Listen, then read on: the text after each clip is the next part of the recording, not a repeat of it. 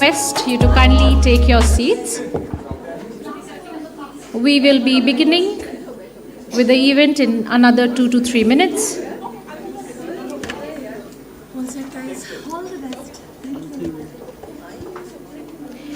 People joining us live, we welcome you too. Please bear with us. We will be beginning soon.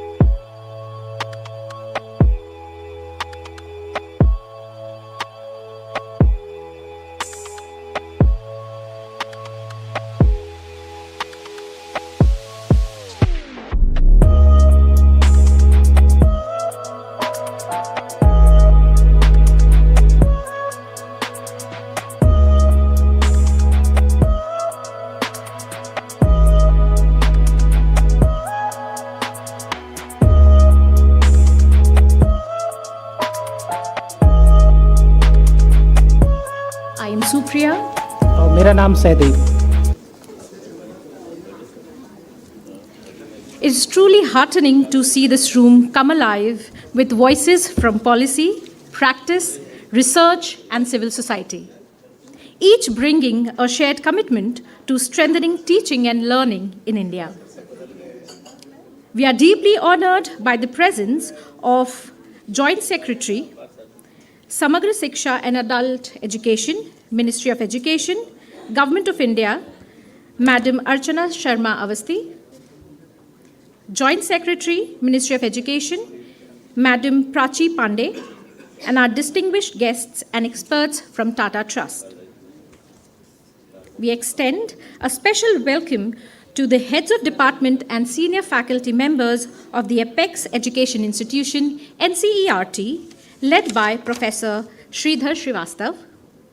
We are also delighted to welcome Ms. Alison Barrett, British Council, and representatives of Government of Assam, Haryana, led by Director General, Elementary Education, Haryana, Dr. Vivek Agrawal, Jharkhand, Maharashtra, Rajasthan, and Uttar Pradesh. We warmly welcome our partners who supported us in bringing the Teaching Learning Practices Survey together: Center for Microfinance, Educational Initiatives, Madhi Foundation, Quest, and Vikramshila Educational Resource Society, whose collaboration, commitment, and technical expertise have been integral to this journey. We are privileged to have with us our Board of Trustees, Dr. Madhu Ranjan, Mr. Sushant Kumar Verma, Dr. Udalak Datta, Ms. Vandita Sharma, and Dr. Dheer Chingran, whose vision and guidance continue to anchor our work. We also extend our welcome to the senior leadership from civil society organizations, including ASAR, Central Square Foundation, India Leaders for Social Sector, Pratham, Rocket Learning, Room to Read, and SIL Global. These are only some of the names present here today. The ecosystem represented in this room is both rich and expansive. We take this moment to gratefully acknowledge the support and guidance of our strategic partners and funders: Deloitte Foundation, Echidna Giving, Fidelity, Founders Pledge, Gates Foundation, Info Edge, Maitri Foundation, Prevail Funds, Tata Trust, and Vibha Foundation, whose sustained belief has made this work possible. As we come together this afternoon, we are reminded that meaningful change in education is never the work of one institution alone. It is built through collective effort, shared purpose, and dialogue across systems. With that spirit, we warmly welcome you once again and look forward to an engaging and thought-provoking evening. National TLPS report 2025 के विमोचन के अवसर पर आप सभी का हमारे साथ होना हमारे लिए अत्यंत सम्मान और प्रसन्नता की बात है। आज के इस कार्यक्रम में प्रारंभिक भाषा शिक्षण अधिगम को गहराई से समझने की दिशा में एक महत्वपूर्ण पहल है। यह प्रयास नीति, शैक्षिक अभ्यास और शोध के बीच एक सशक्त और सार्थक संवाद स्थापित कर भविष्य की दिशा को अधिक प्रभावी और समावेशी बनाएगा। The Nipun Bharat mission represents a bold national commitment to ensure that every child in India attains foundational literacy and numeracy by grade 3. Over the past few years, we have seen state governments across the country deeply invest in structured pedagogy, improved classroom materials, and large-scale teacher professional development. लेकिन आज का ये कार्यक्रम उस सवाल को केंद्र में लाता है जो अक्सर अनकहा रह जाता है। कक्षा के भीतर वास्तव में क्या हो रहा है? शिक्षक किस प्रकार पढ़ा रहे हैं? बच्चे कैसे सीख रहे हैं? और दोनों के बीच के संवाद की प्रकृति कैसी है? The Teaching Learning Practices Survey, TLPS 2025, is India's first large-scale, multi-state effort to systematically study teaching and learning processes inside early grade classrooms. यह अध्ययन लैंग्वेज एंड लर्निंग फाउंडेशन द्वारा संचालित किया गया और इसे टाटा ट्रस्ट के सहयोग से देश की अग्रणी शैक्षिक संस्थाओं के एक सशक्त समूह के साथ मिलकर लागू किया गया। The consortium comprises the Center for Microfinance, Madhi Foundation, Quest, and Vikramshila Educational Resource Society. Organizations deeply committed to advancing foundational learning across diverse contexts. Educational Initiatives serves as the evaluation partner for the study. यह सर्वेक्षण देश के 9 राज्यों, 21 जिलों तथा 1000 से अधिक कक्षाओं में कक्षा 1 और 2 के स्तर पर सफलतापूर्वक संचालित किया गया। So now, to formally commence today's program, we invite our distinguished guests for lighting of the ceremonial lamp, a tradition that symbolizes knowledge, clarity, and collective purpose. भारतीय परंपरा में दीप प्रज्वलन अज्ञान से ज्ञान की ओर, अंधकार से प्रकाश की ओर का बढ़ने का प्रतीक है। आज के कार्यक्रम के संदर्भ में यह कक्षाओं में सीखने की रोशनी को अधिक उज्जवल करने और हमारे संकल्प को भी दर्शाता है। May I request the following dignitaries to kindly join us on the stage for lamp lighting ceremony. Joint Secretary, Samagra Shiksha and Adult Education, Ministry of Education, Madam Archana Sharma Avasthi.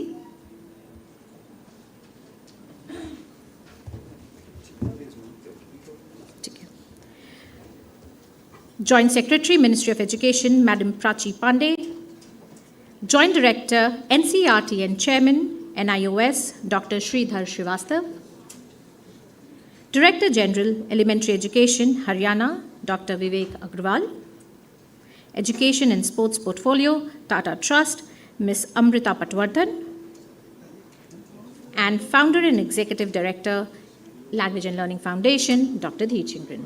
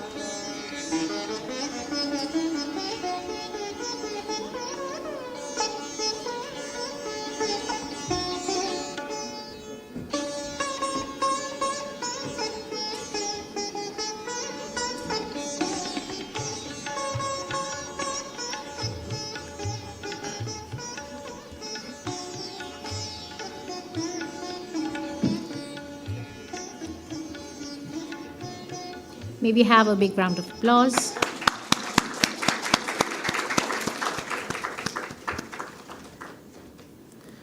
सभी सम्मानित अतिथियों का बहुत बहुत धन्यवाद। आप सभी से अनुरोध है कि कृपया अपना स्थान ग्रहण करें। अब हम डॉक्टर धीर जिंगरन जी से अनुरोध करते हैं कि वो आज के कार्यक्रम की शुरुआत अपने बहुमूल्य विचार से करें।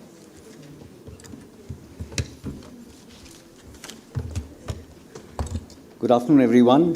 I'm so happy to see such a wide representation from state governments, NCERT, heads of civil society organizations, LLFs, advisors and trustees, and people who are really interested in looking at teaching and learning practices here. I want to begin on a personal note, and this is like a backstory, a personal story about teaching and learning in early grades, primary grades, that goes back 35 years. As a young district officer, I was responsible for a number of development departments, and I used to go in schools and sit down in classrooms. That was a habit. And I found children to be quiet and passive. This is early 90s I'm talking about. The teacher did most of the talking. When children spoke, it was always in a chorus to respond to a yes and no kind of question. For a long time, children were bending double and writing in their notebooks, which was mostly copying. In many classrooms where they didn't understand the language, there was a blank look of incomprehension in the classrooms. This saddened me at that time, and it didn't feel right to me. At that time, I didn't know terms like constructivism or active learning or creativity, etc. But it just didn't seem correct that young children were sitting quietly listening to or watching the teacher or just copying. Just didn't seem the correct way of how learning should begin in schools.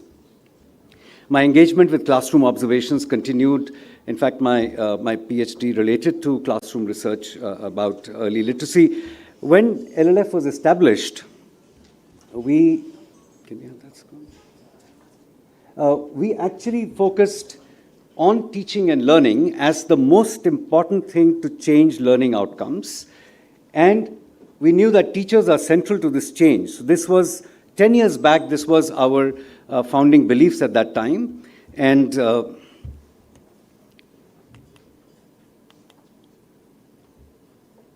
we also believed then that there are no shortcuts to improving learning outcomes. This is a McKinsey study, almost 18 years old, basically says if you want to improve learning outcomes, get good teachers, prepare them well, and ensure that in every classroom there is good teaching and learning happens. So that is the principle that was followed also. And this change needs to happen at scale in tens of thousands of classrooms. Teaching and learning needs to change and improve in a large number of classrooms. Fortunately for India, there have been a large number of assessments of children's learning outcomes. And especially in the last 10 or 15 years, ASAR has been doing it for much longer, almost 20 years. And this has brought a much needed focus on learning outcomes. There are also state government assessments that are happening on a regular basis.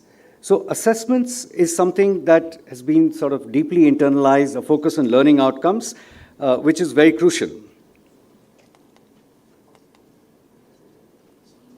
And as we know, with Nipun Bharat, a lot of inputs, especially around new textbooks, workbooks, teacher professional development programs, classroom observations, apps for teachers, a lot of that has come in. And as I mentioned to you, we're looking at student learning outcomes. The box in between doesn't get as much attention in terms of what is happening inside. It's not there that this is not looked at. There are classroom observation instruments that are there. I'll talk about them a little bit. But there hasn't been that much focus nationally about what happens inside early grade classrooms for foundational learning. We definitely want to move from classrooms like this, where children seem disengaged,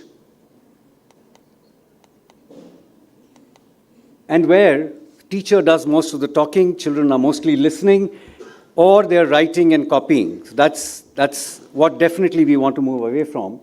To classrooms like this one. Like this, where there is teaching and learning materials, the teacher is so closely working with children in small groups, and working with materials.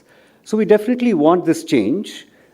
For that, we need to understand where we are today, and of course, then also understand what is the vision for change. So the question is, do we really deeply understand what is happening in our FLN classrooms?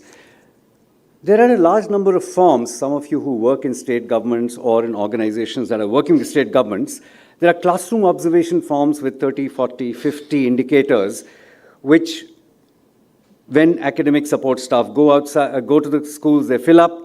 That data does get analyzed, but there's a lot of data there. And there is probably not enough clarity about what to focus on. So I'm not saying that classrooms are not being observed, we are not looking at teaching and learning, but I think we need to look at it from a lens where we can decide what to do next. And therefore, this survey, which is the first national survey of teaching and learning practices in the country,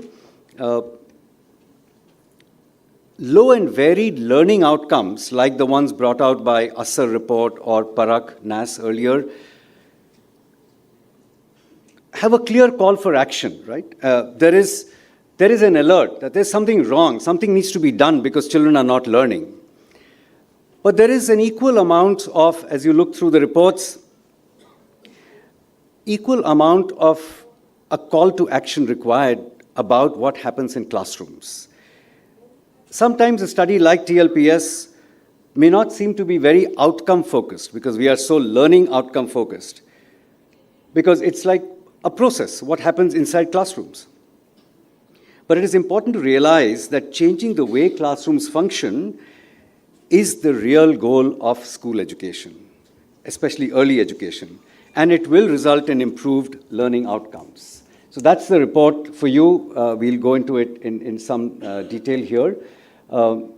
Just want to end by saying that this is not a value-neutral survey or a report.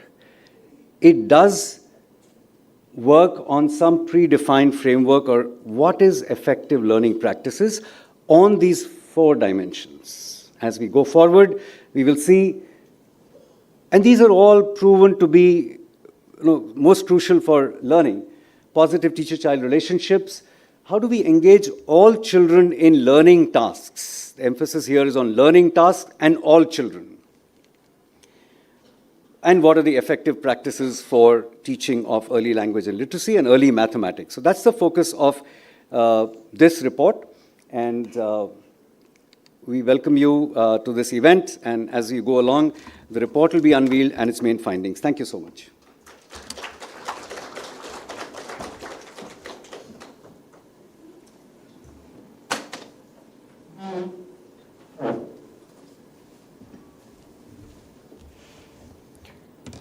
Thank you, Dr. Dheer, for grounding today's conversation in purpose and vision.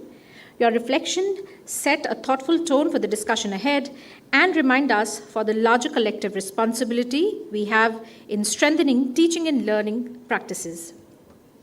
May I now request Ms. Amrita Patwardhan to come on the dais to share her reflections on why the study is both timely and critical and how it helped shape the future of foundation learning. Ms. Amrita Patwardhan heads the education portfolio of Tata Trust and has been associated with the Trust since 2003. She has represented the Trusts on the National Mission on Libraries and has served on several expert committees constituted by the National Council of Educational Research and Training and the Ministry of Human Resource Development to review national programs on literacy, elementary education, and children's literature. She is also a recipient of the Edberg Foundation. She is also a recipient of the Edberg Foundation Fellowship Sweden 2001, during which she spent a year at the International Development Department of Clark University, researching on the impact of displacement on children. Ms. Patwardhan, we now request you to address the gathering and share your perspective with us.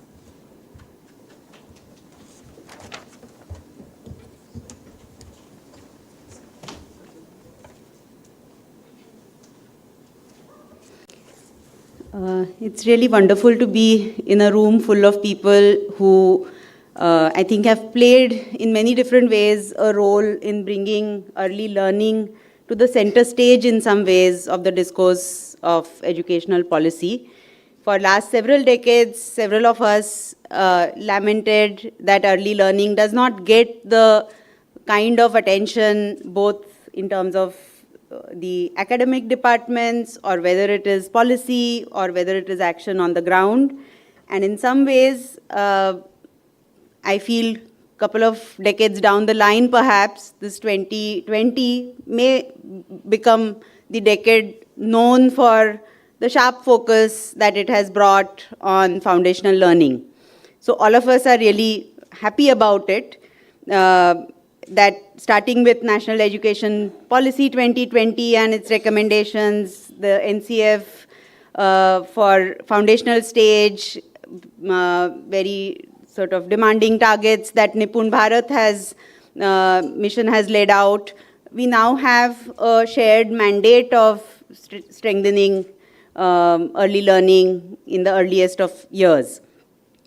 And at this midpoint, in a way, of this decade, I feel it's really a opportune moment that after a lot of frenzied almost action that we are seeing around, which whether it is in terms of teacher training, whether it is in terms of certain kinds of material, print-rich classrooms, as well as a lot of testing of children, it's a midpoint in December 2025 where we have an opportunity to pause, reflect, and ask some hard questions. And like Dheer said,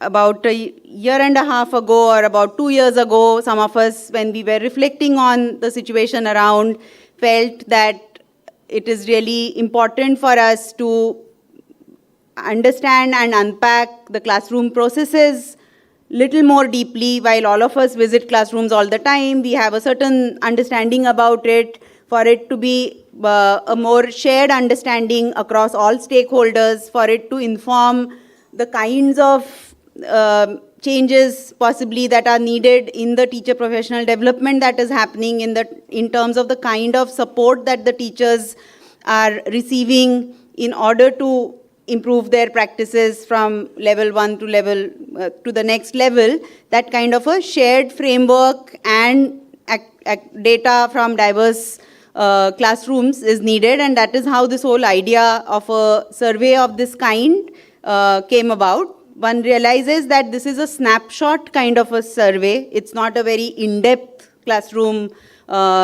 study, and hopefully it will open up issues that we need to understand even deeper. But the idea of this study was really to be able to help us put our finger on some of the things that are going right and possibly gaps that we need to address together and collectively. A lot of possibly findings in the survey are things that hopefully will affirm what we already know while giving us pointers for what we need to now put our focus sharply on in terms of making our classrooms more inclusive, more equitable, and where every child feels welcomed, and building on basically the innate curiosity and the desire of the child to make meaning that the child is bestowed with from the time he or she is born. I think there's a very, very long way for us to go with our collective larger resolve for foundational learning to get several things in our classrooms right. And I hope that the study, especially now the couple of months that we hope we can take the study to several different locations to create a discourse for us to reflect so that we are able to identify actions that we can all take jointly. It is only and only when we all will join our hands together. So it's very good to see government, civil society, academic players all in the same room, because unless we all work in unison, very little will change, and we really owe it to our children to bring about this very significant shift in our classroom. So thank you so much, and looking forward.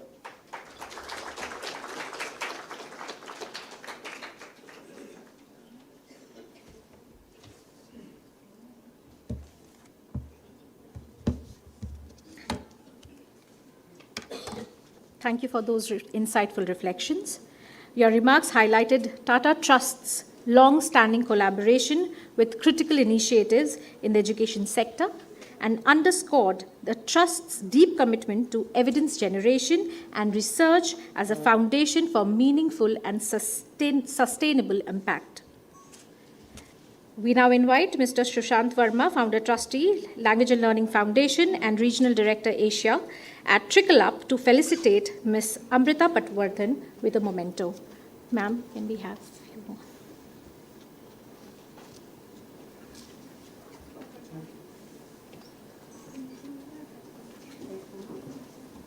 This is actually really not needed.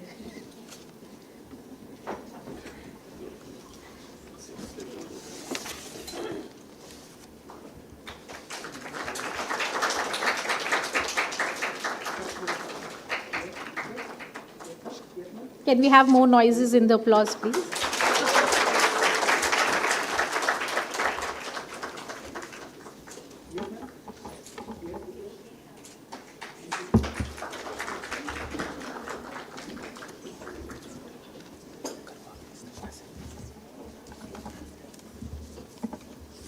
अब हम कार्यक्रम के मुख्य भाग की ओर बढ़ते हैं, TLPS 2025 के निष्कर्षों की प्रस्तुति के लिए। इसके लिए हम लैंग्वेज एंड लर्निंग फाउंडेशन के TLPS प्रोजेक्ट की प्रोजेक्ट कोऑर्डिनेटर मिस आकांक्षा त्यागी से अनुरोध करते हैं कि वो इस अध्ययन के निष्कर्षों के बारे में हमें विस्तार से बताएं। Miss Akanksha Tyagi. While she comes up on the stage, let us introduce her. Ms. Akanksha Tyagi brings over a decade of diverse experience in teacher professional development, instructional material development, and research. She has been closely involved at all stages of Teaching and Learning Practices Survey, TLPS, whether it be tool design, data collection, data review, analysis, and report writing. She also serves as an academic team on other studies that we do at LLF, including high-impact teaching strategies in Haryana, which is funded by What Works Hub for Global Education. The stage is all yours. Thank you, Supriya. Good afternoon, everyone. Before delving into the Teaching Learning Practices Survey's findings, let us have a glimpse at the process which the TLPS adopted.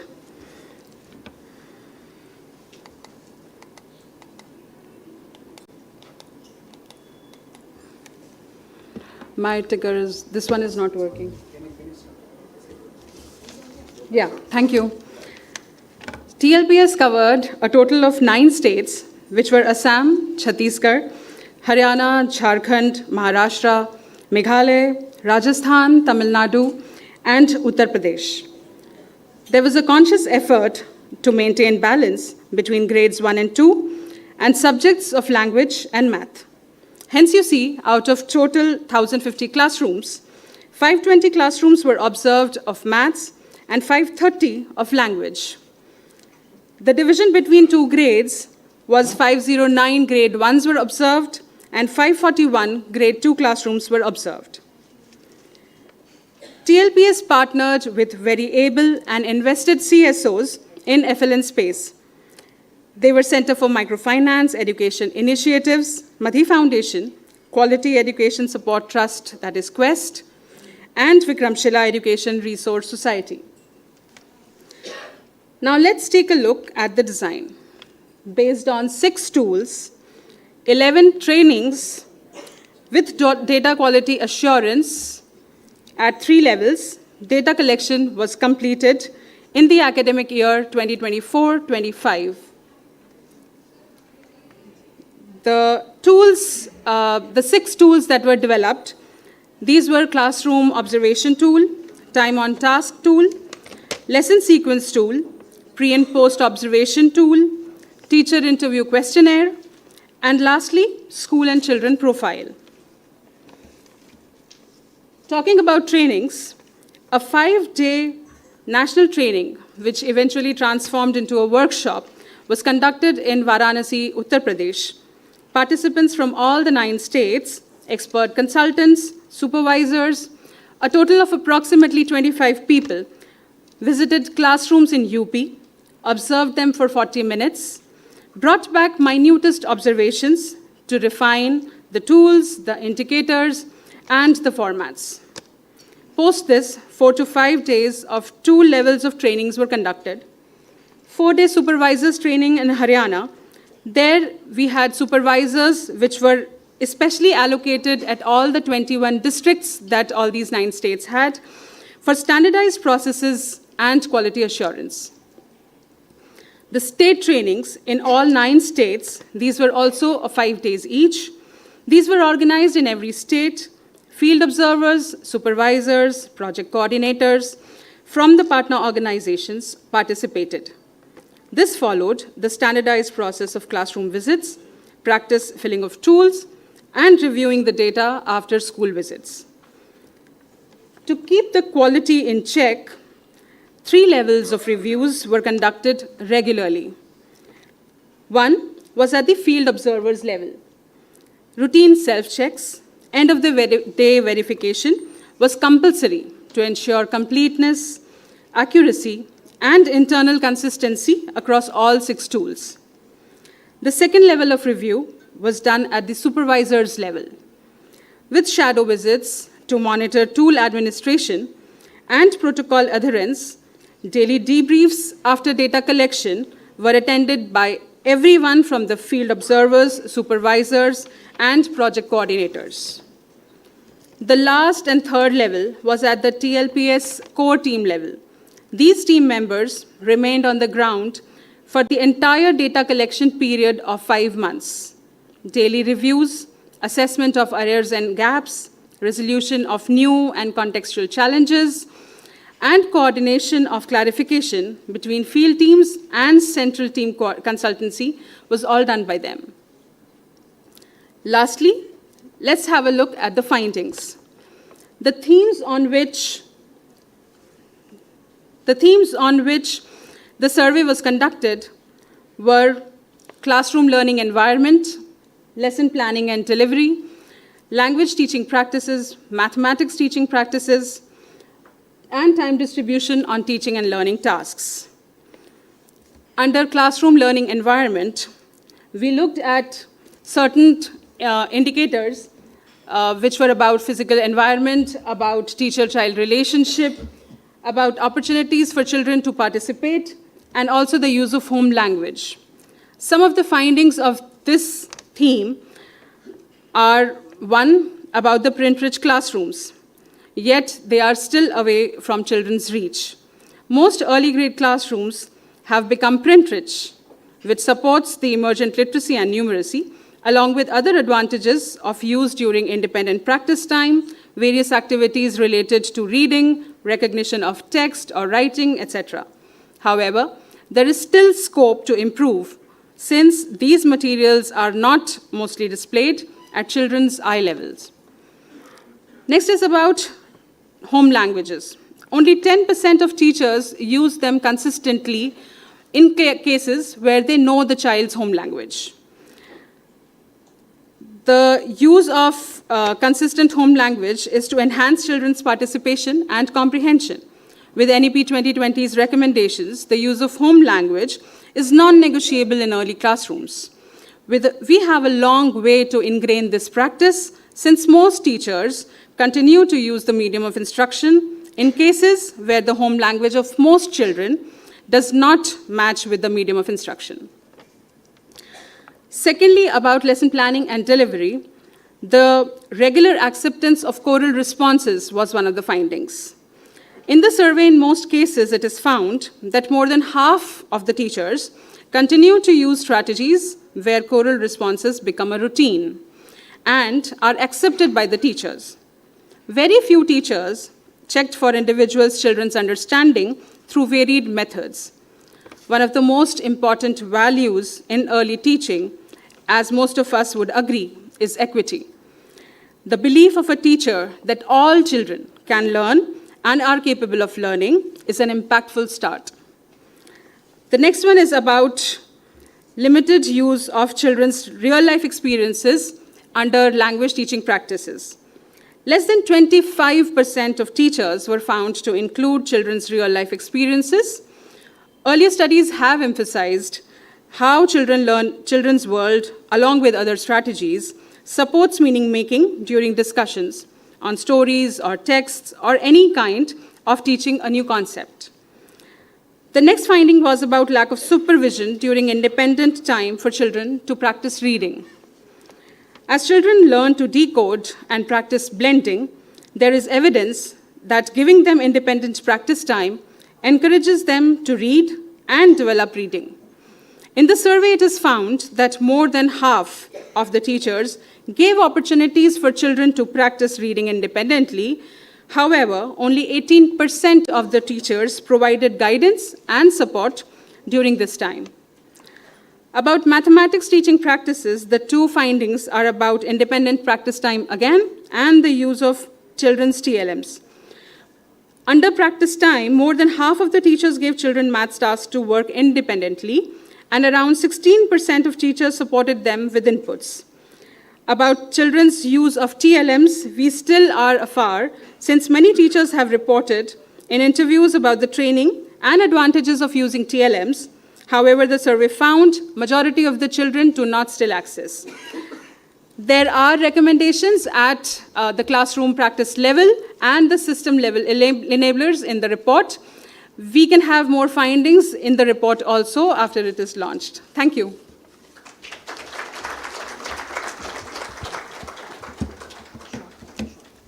Miss Akanksha, आपके इस विस्तृत और स्पष्ट प्रस्तुतिकरण के लिए धन्यवाद।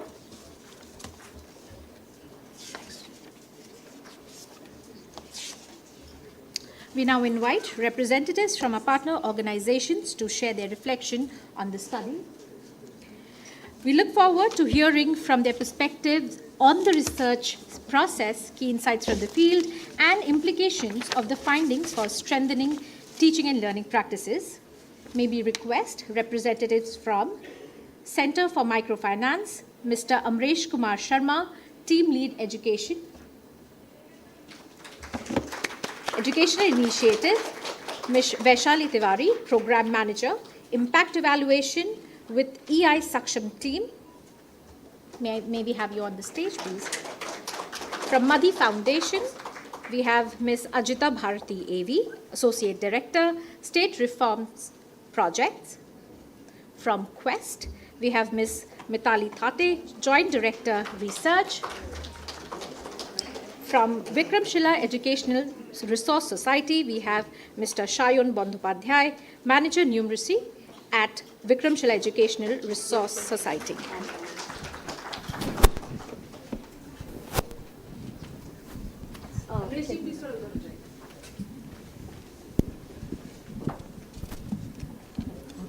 Shayun.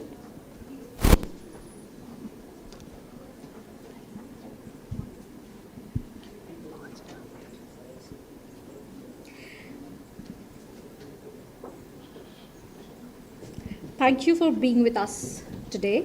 We would love to hear from you. What motivated your organization to come on board for the TLPS, and how does this study connect with your ongoing work? We invite brief reflections from each of the partner organization representatives, please. So, yeah, maybe you can. Is this okay? Yeah. Okay. So it was very exciting to be a part of the TLPS survey. I have read a book called Tyranny of Metrics, where there's a quote that we tend to measure something which is easily measurable, or we tend to measure something simple when the process is actually complex. So the TLPS survey actually provided a very good opportunity to measure something which was complex. मतलब हम teachers को questions नहीं पूछ रहे थे, and we were not grading them on right or wrong. We were not measuring learning outcomes. We were observing a process, and we were trying to get a very objective judgment on the quality of the practice. So it is a complex process. It is notoriously difficult to get good reliability across such surveys. But it is also an important process, keep measuring something which needs to be measured. So that was a very good opportunity for us, and isliye we thought ki it'll be interesting to see the correlation to students' outcomes with the teaching learning practices and get a good insight on what needs to be improved. So that was why we are part of the process.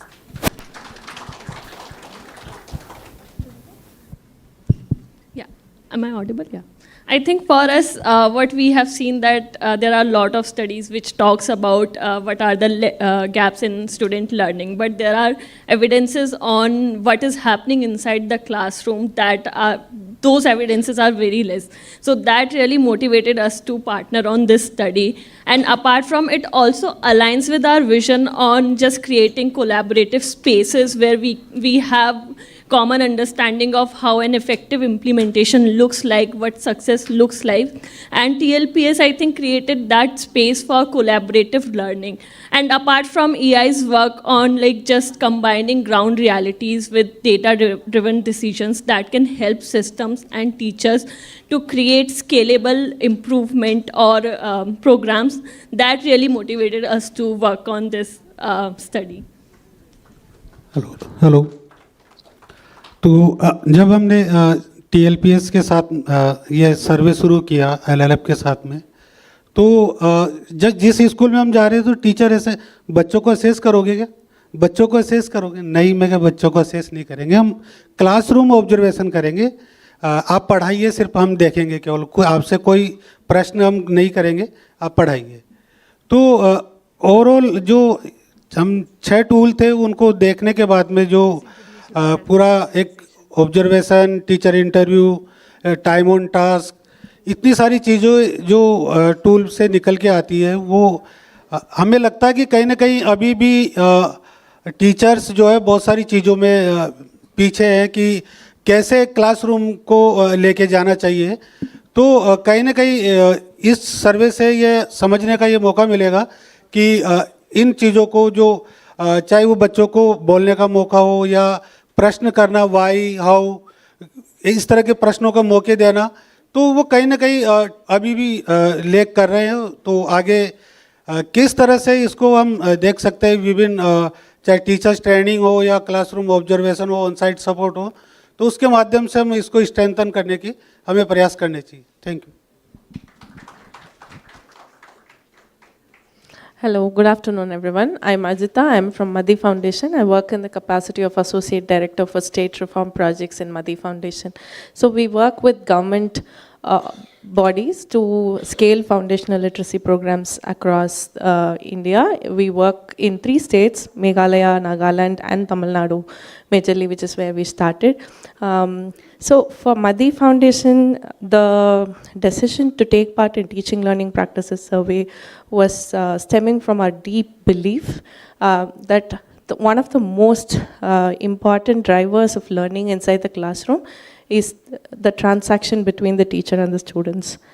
And there are multiple studies like ASR, NAS, which gives us a lot of rich information about what students are doing, how students are learning, but there is no survey or there's no evaluation tool that really gives us what caters to those results.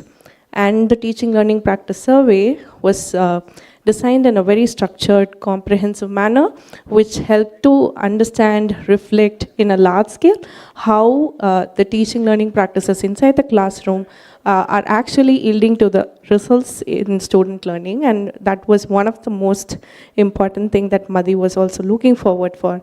And hence we wanted to be a part of the survey. During the survey itself, there was a lot of learning that we've taken away and we've incorporated in the form of advocacies in some of our next iterations of teaching resources design, teacher training design, and many other things. So we really value the opportunity that was given by LLF and Tata Trust, and we look forward to continue collaborating. Thank you. I think the applause could be much more bigger and louder, please. सभी साथियों का नमस्कार। मैं सायन बंदोपाध्याय हूँ और Vikramshila education resource society में काम करता हूँ और गणित में काम करता हूँ। अच्छे लगता है, उस रुचि रखता हूँ, उसी में काम करता हूँ।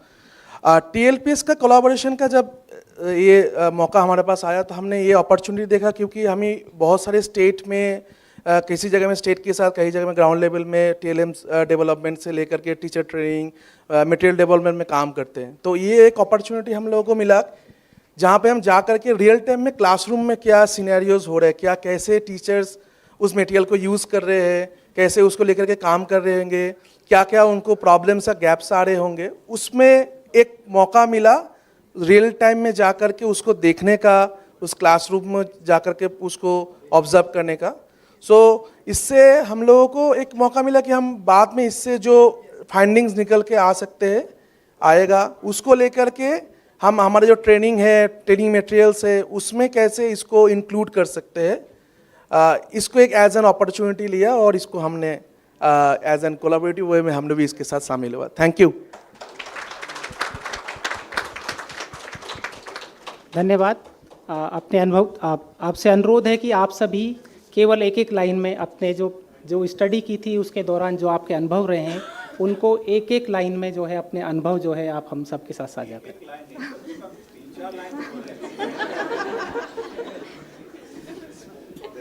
तो शॉर्ट ब्रीफ में अपने अनुभव जो है हमारे साथ साझा करें। So I'm Mitali. I work as the Joint Director for Research at Quest. Brief में अगर अनुभव जोड़ना है तो हम जब क्लासरूम में गए थे, इमर्जेंट लिटरेसी सबको पता है टर्म क्या है, कंस्ट्रक्टिविज्म पता है टीचर्स को टर्म क्या है, प्रिंटेड एनवायरनमेंट पता है टीचर्स को टर्म क्या है। हमें जो देखने को मिला वो एक्चुअली कंस्ट्रक्टिविस्ट प्रैक्टिसेस अगर मुझे करनी है, पता है कि करनी है, पर वो कैसी करनी है, इसका जब ट्रांजैक्शन का टाइम आता है, प्रोसीजरल नॉलेज का टाइम आता है, तो there is work that needs to be done ऐसे. So it was also nice to see कि इमर्जेंट लिटरेसी टर्म इतने कम समय में पहुंचा है, but we also got future direction कि वो ट्रांजैक्ट कैसे करते हैं उसके ऊपर काम करना है.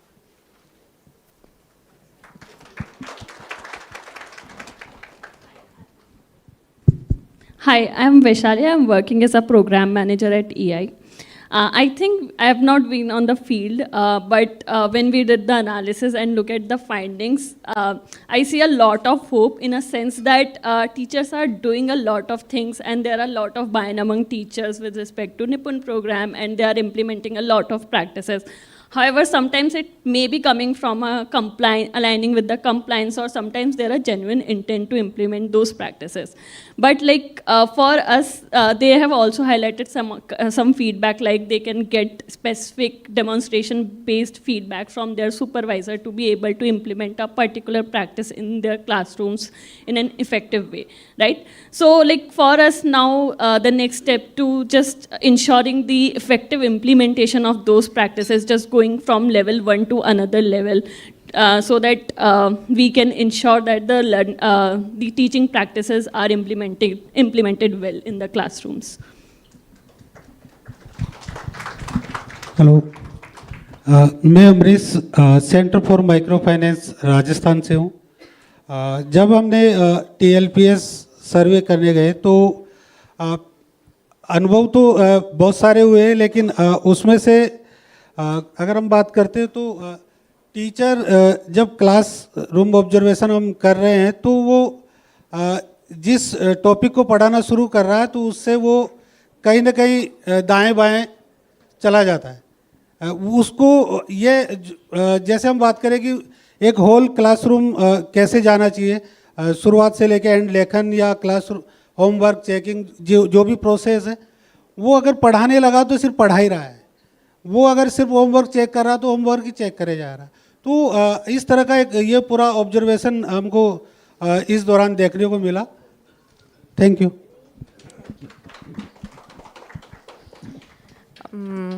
To me, one of the biggest eye-opening experience was observing the same lesson in 20 different classes. There was this one learning outcome where the teacher was supposed to do an activity to help students compare numbers. So for which the teacher had to, according to the activity, the teacher had to walk a few students, some students had to jump, some students had to run, and finally they had to keep account of those numbers and write on the board and compare which was the fastest way to go. Was it running, or was it walking, or was it jumping?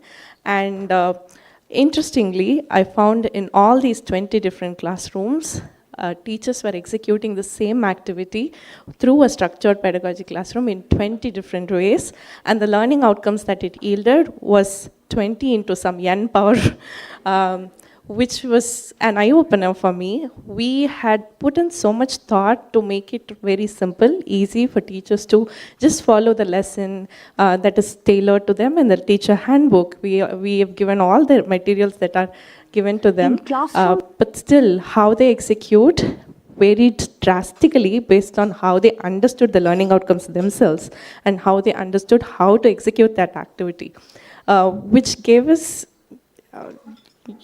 deeper thoughts to reflect on what we do at scale, and how do we design for low skill, low resources setup, and how do we design in a way that it can be very, very intuitive and easy to execute in the classroom. So one of the things that we've already started doing before even getting this report was just to see how we structure our teacher handbooks differently so that it is more intuitive and easy for teachers to execute. But with this results of this report, we look forward to see how we can implement more of it and advocate the same with the states we work with so that it can be scaled. Thank you. Shayan, in interest of time, can you keep it a little brief, please? Thanks. So, सबसे ज़्यादा जो data collection process में जब से जो interesting चीज़ दिखा कि निपुण भारत मिशन के तहत जो ट्रेनिंग्स हुआ है स्टेट के तरफ से, वो काफ़ी पॉजिटिव इम्पैक्ट टीचर्स में एज ए मोटिवेटेड वे में था और क्लासरूम में भी इम्पैक्ट दिख रहा था.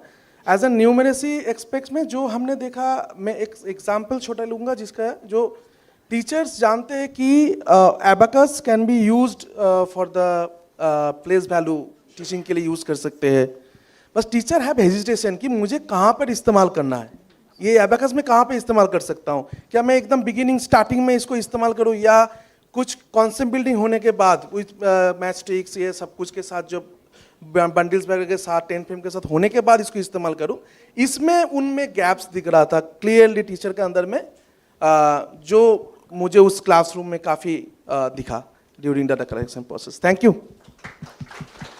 धन्यवाद आप सभी का अपने अनुभव हमारे साथ साझा करने के लिए। आप सभी से अनुरोध है कि कृपया अपना स्थान ग्रहण करें।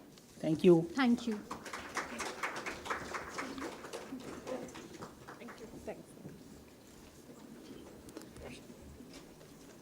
मुझे ये बताते हुए अत्यंत हर्ष हो रहा है कि आज के इस कार्यक्रम के मुख्य अतिथि Shri Sanjay Kumar, IAS secretary, department of school education and literacy, ministry of education, सभागार में पधार चुके हैं। आप सभी से अनुरोध है कि ताली बजाकर हम सर का स्वागत करें।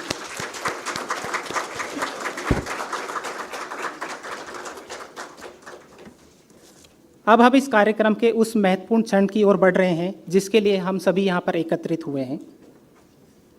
What began as an idea and evolved into a rigorous national study is now ready to be formally launched. इस अवसर को चिन्हित करने के लिए हम एक शॉर्ट वीडियो देखेंगे जो TLPS की जर्नी, स्पिरिट और इंटेंट को दर्शाता है। मैं AV टीम से अनुरोध करूंगा कि आप TLPS वीडियो प्रदर्शित करें। In classrooms across India, significant change is underway. From bustling cities to remote villages, teachers are shaping the future of our nation.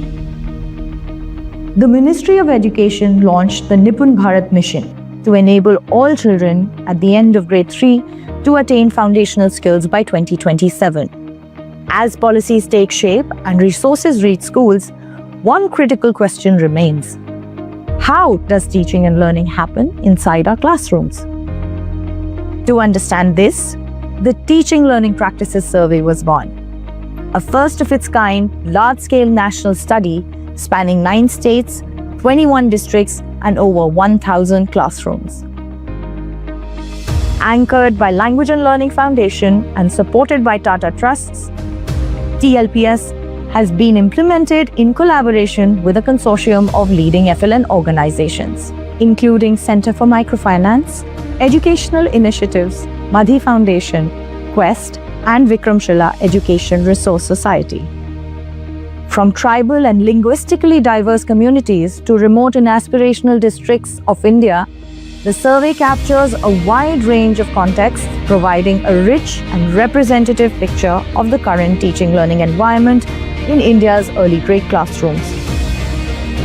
TLPS goes beyond assessments to understand how teaching and learning of language and mathematics unfold in grades 1 and 2, how teachers engage students, how instructional time is used, and how inclusive our classrooms are.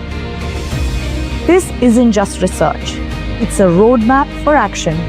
The report presents findings that will bridge the gap between policy and practice, providing systematic, national-level evidence that will deepen focus on implementation of effective classroom processes, ensuring that every child, regardless of their background, can thrive.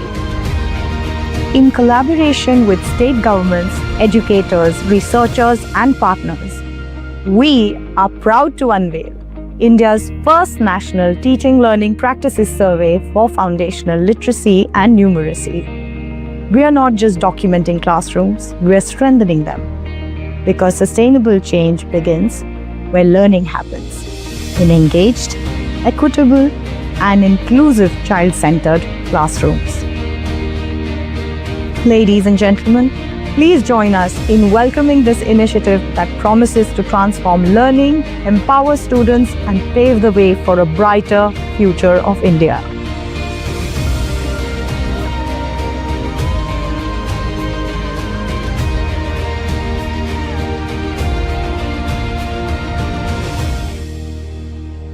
For that inspiring video.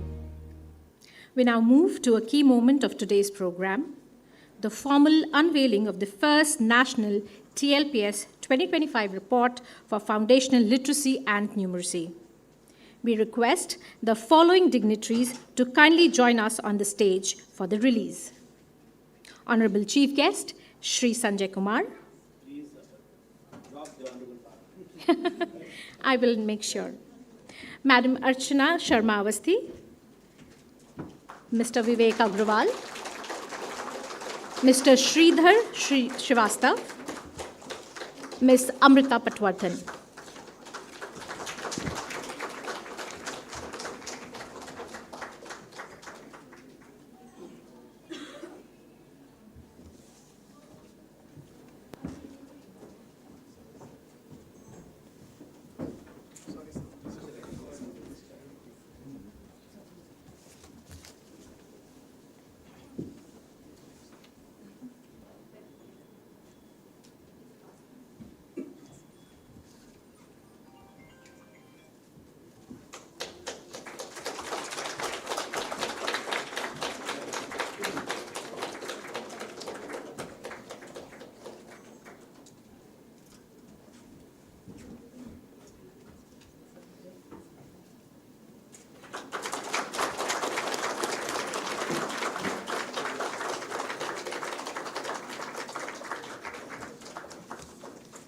Thank you.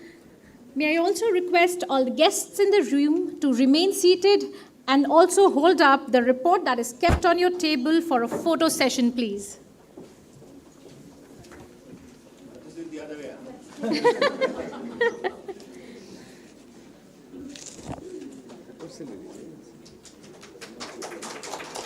Can we have the photo from the dais so that we get a complete picture, please?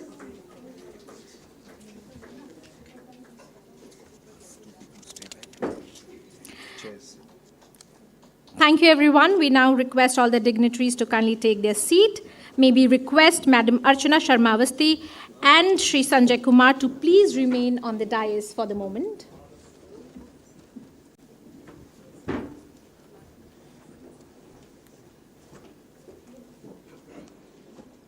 Sit here. Let me get my papers.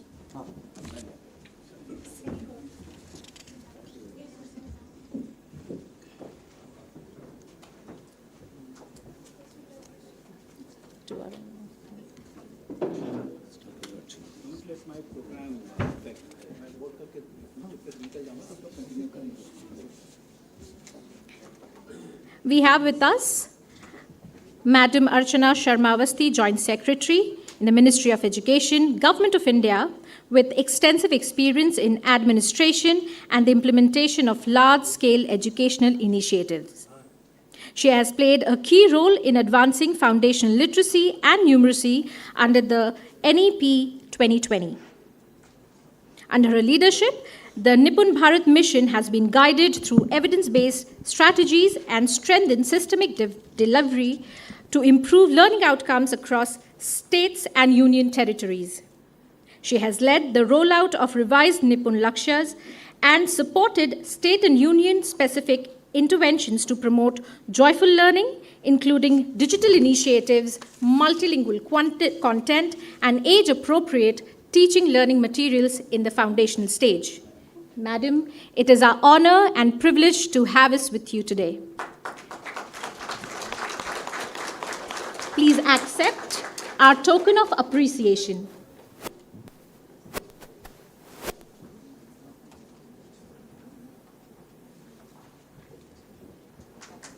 A round of applause, please.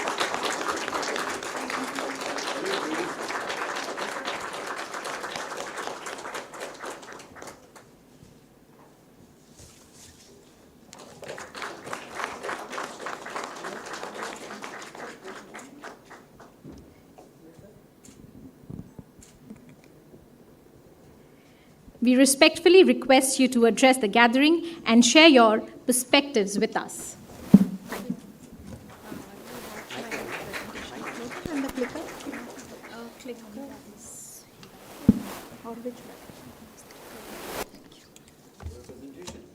The small ones. Good afternoon, everybody. Shri Sanjay Kumar Sir, Secretary, School Education and Literacy, Shri Dheer Jhingaranji from LLF, Shri Sridhar from NCRT, the partner organizations of LLF, academicians, and all others present. What I saw, this is a good study, and I expect that we will get a good policy guidance from the same. And since it says the first study, so I'm hoping that some more are due to come after this. So I have a small presentation, and as said in my introduction, a lot of things were said. So let me just also put on record that it is all led very well by my secretary, Shri Sanjay Kumarji, and it is a teamwork that is happening there. So I can speak for an hour also on Nipun Bharat Mission, but since I have 10 minutes, I'll try to make it very short.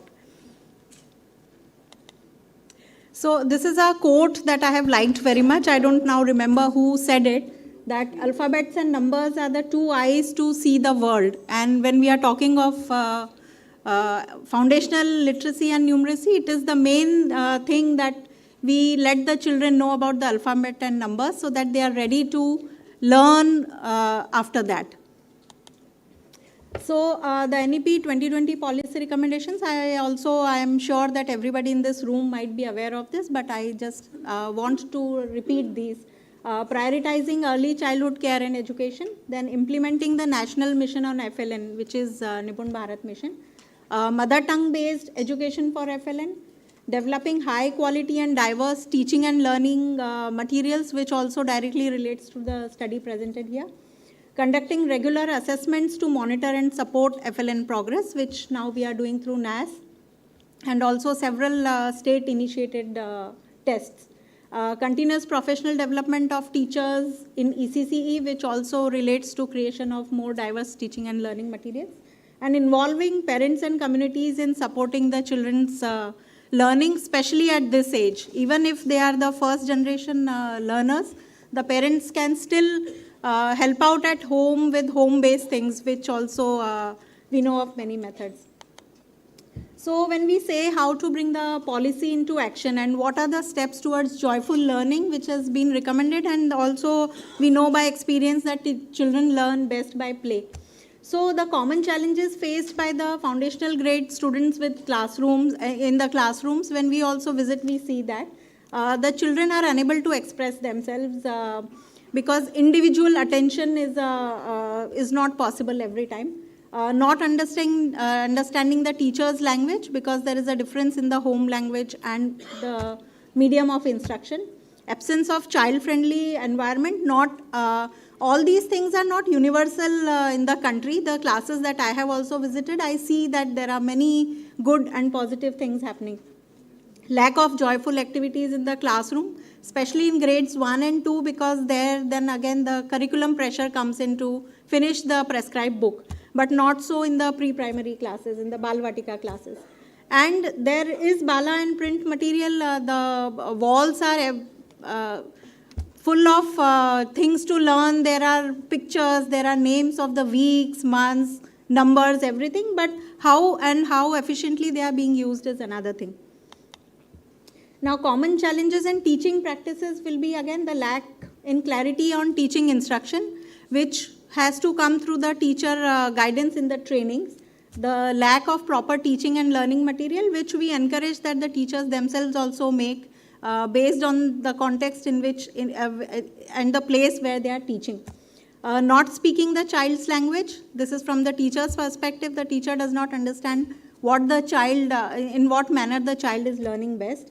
And the need to engage individual learners, which can be achieved by a less pupil-teacher ratio. So we do have policy guidelines in terms of Nishtha and also the Para 2.6 of NEP 2020, which talks of Diksha. Then the gaps in pedagogical practices, some of these points I have taken from the study, to be frank, and which also aligns with what we are seeing on ground. The use of teaching learning material in classroom by children. They have workbooks, they have toys, but how to use it in a proper manner to achieve the given learning outcome is what is to be seen. The limitation for the child to expand his or her thought process, because individual attention is not being given, and as Jingran sir just said it was a choral response is a acceptable thing. Lack of play and child-centered pedagogy in foundational stage, but I'm sure we are getting there because lots is happening in this field. That would be a matter of a totally different presentation. So I have a few videos again which are my favorites, but I'll show them if we have time. The foundational stage NCF, it emphasized the importance of play, which is at the core of learning for this age group of 3 to 8 years. Play which can be free, guided and structured. The speakers from different organizations spoke about this. Conversations, stories, music, movements, these are all various methods by which the children can be engaged for their learning. And outdoor play should be actively encouraged. That is what the policy says. And how do we create a supportive ecosystem? So that is by ensuring an appropriate environment of learning first, by adequate learning resources and how to impart them. Then enabling and empowering teachers, of course, one of the most important inputs for better learning outcomes. What is the role of academic and administrative functionaries, which includes the principals which provide a learning atmosphere and an encouraging area for the teachers to work in. Cluster and block level functionaries, it is not that they don't have a role in this. They should be providing the feedback and the monitoring for how the learning is happening and ensuring the presence of enough teachers. The preschool teachers especially, we need more of them because many places primary teachers are still teaching the pre-primary classes also.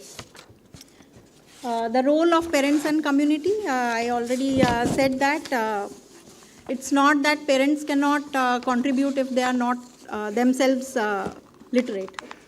And the learning technology. Now here where we are talking of digital technology and AI and all those things being spoken of, mostly particularly in this age group, it is for the teachers to gain from the digital technologies, not for the children to use them in class.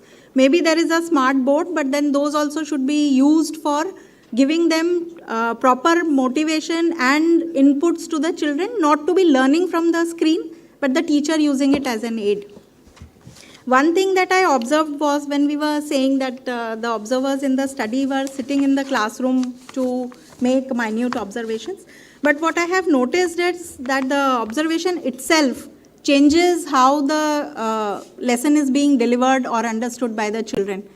Presence of a stranger in the classroom affects both the teacher and the children. I have this example of a Mumbai classroom where I went, and the principal took me to a class where the teacher was the best, and she said that the students are very active. It was a Balvatika 3 classroom. And jitna bhi mera interaction hua, the children were not responding, or they were just looking at me and smiling or something. So then I myself suggested, let me become invisible and then let me see. So after some time I went out of the class, I was not inside, and the same children were answering the same questions with full gusto. So that observation in the class changes something. So I suppose the observers need to take that into consideration if any change in methodology is required. This is one video which I want to show. This is a creative teacher who has who wants the children to enter happy in her classroom and how she has devised it. So this board here says in what manner the child wants to be greeted when entering, and the child chooses.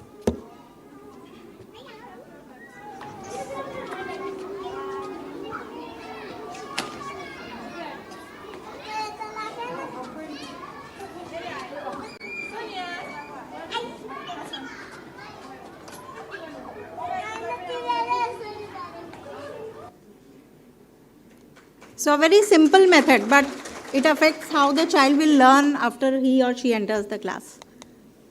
So that's my deck. Thank you so much. And best wishes, sir, for this study. We will go through it and take inputs. Thank you.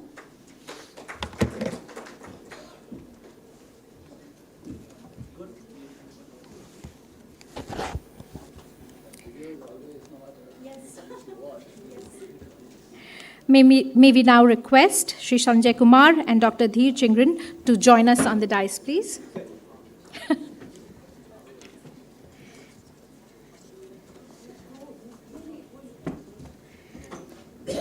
we invite Dr. Dheer to felicitate Shri Sanjay Kumar, IAS Secretary, Department of School Education and Literacy, Ministry of Education, with a small token of appreciation for his acknowledgement and support to this initiative.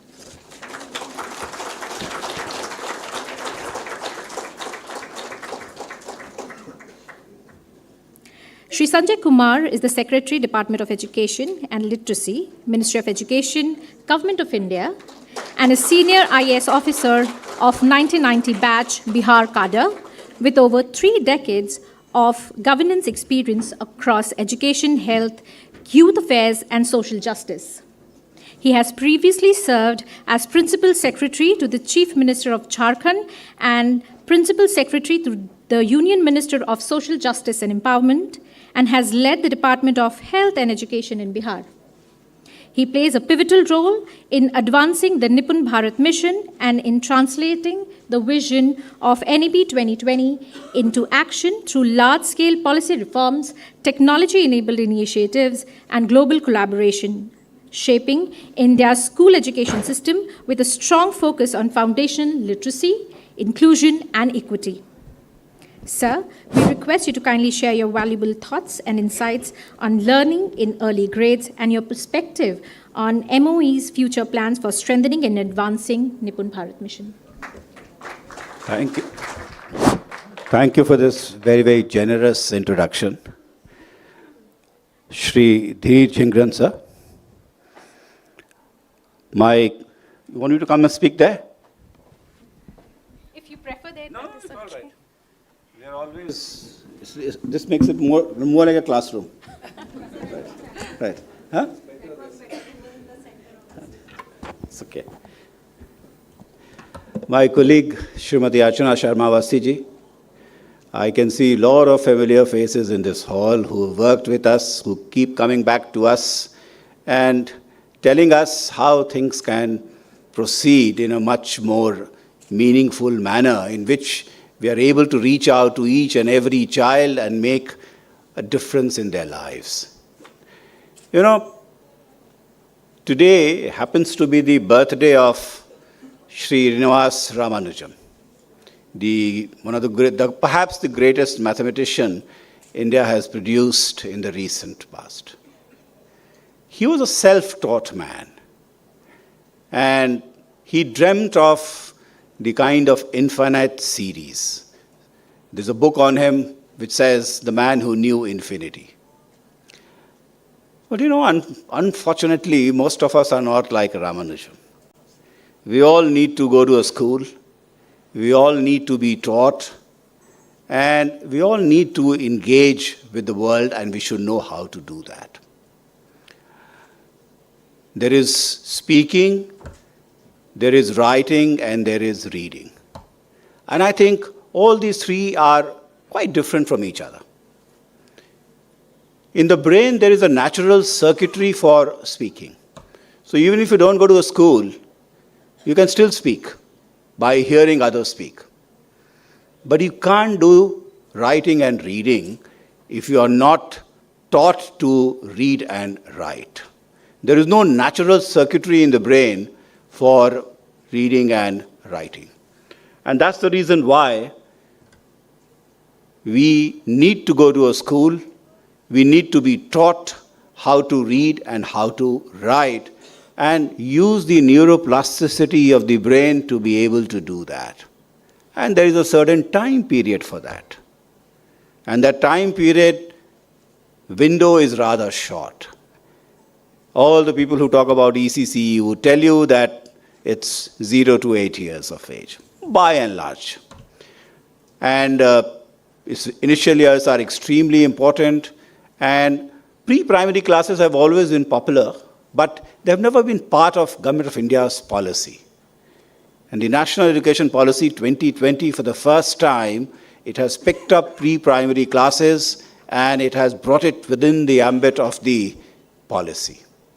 So at the age of 3, you go to a pre-primary class, you spend 3 years learning, perhaps without a textbook, in a joyful manner, in a manner which our Joint Secretary just showed the video, where you go to a school and You feel desired.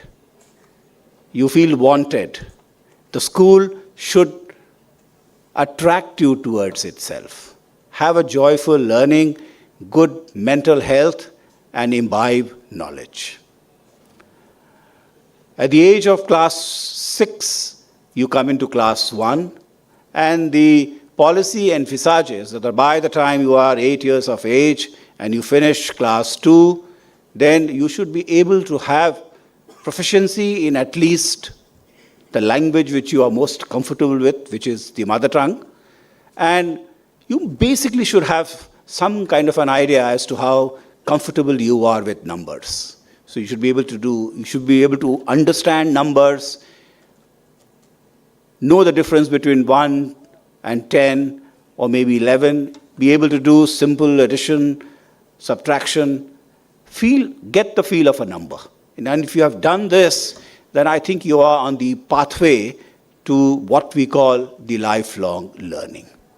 But if you miss this bus, then I think later in life it becomes very difficult. And I would want to share with you that we were looking at the data which is coming out of an app which has been developed by IIT Bombay, Tara.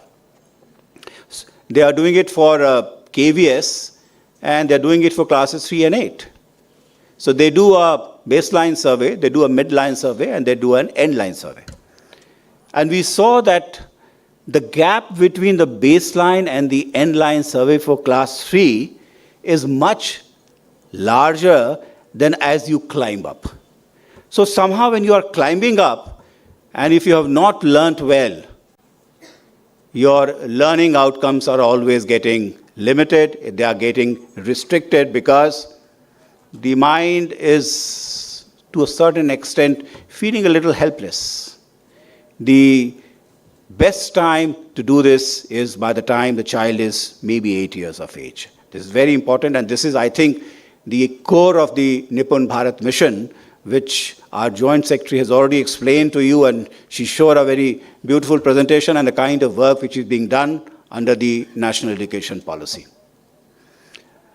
I'm very happy to see this study which has come out, and the Teaching Learning Practice Survey. And I think the sample size is pretty large. 1,000 schools, 9 states, 21 districts.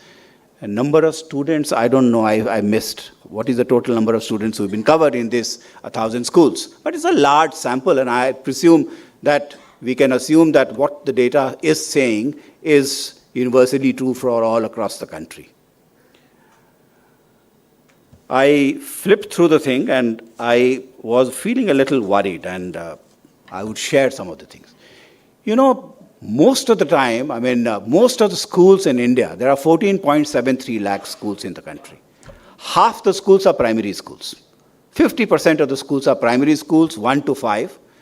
And most of these schools have got maybe 2 rooms or 3 rooms. So they are schools which have multi-grade schools. In one class, in one room, there are more than 1 classes. But that challenge itself is simple enough, but when you start comparing with the learning outcomes, then you find that the situation becomes much more complex. So I was looking at the SAFL results, which is brought out by the CBSE, and I was told that if you're looking at class 8, then there are some children, it's a normal distribution, so there are some children who have class 5 learning outcomes. There are some who have 6, some have got class 8 learning outcomes, and a very few, there's a fraction which has got class 9 also, higher classes also. But imagine this happening in a multi-grade classroom. And then you suddenly see the spread of students having the kind of learning outcomes which is so difficult to manage maybe by a teacher. I don't know to what extent I can give a talk or I can teach somebody in a classroom where there are 3 classrooms, and in that 3 classrooms there are children of multiple learning outcomes level. And that is the challenge of the Indian schooling system. How do I get out of that?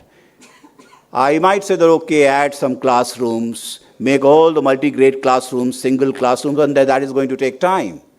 And it is going to take time, it is going to cost money. So this is the complexity which we must deal with when we are reaching out to our students to teach them well. There are some more very interesting recommendations which I saw in the executive summary. And some of the things which we normally gloss over or we don't think about it.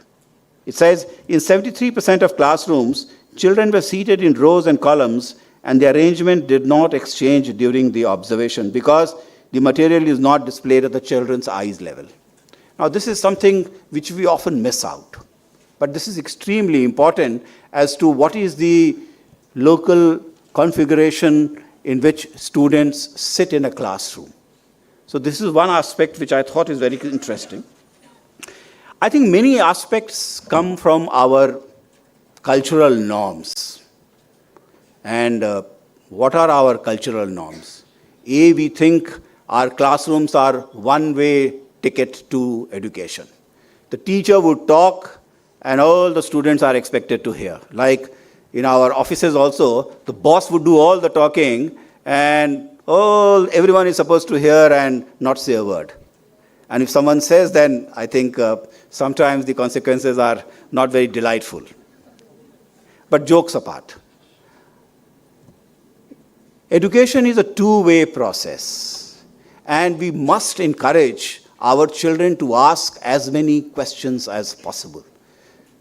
Children are naturally curious. They want to know things, but they need to be engaged because of the kind of a culture we come from, where we are always told what to do.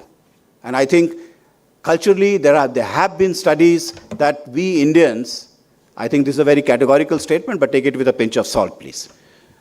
We Indians, we are very comfortable when told what to do.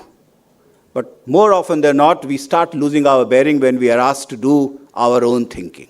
And this emanates from long years in school which we have spent, and this needs to change. And this needs to change, especially in classes 1, 2, 3, 4, 5, where we must encourage our children to ask as many questions as possible.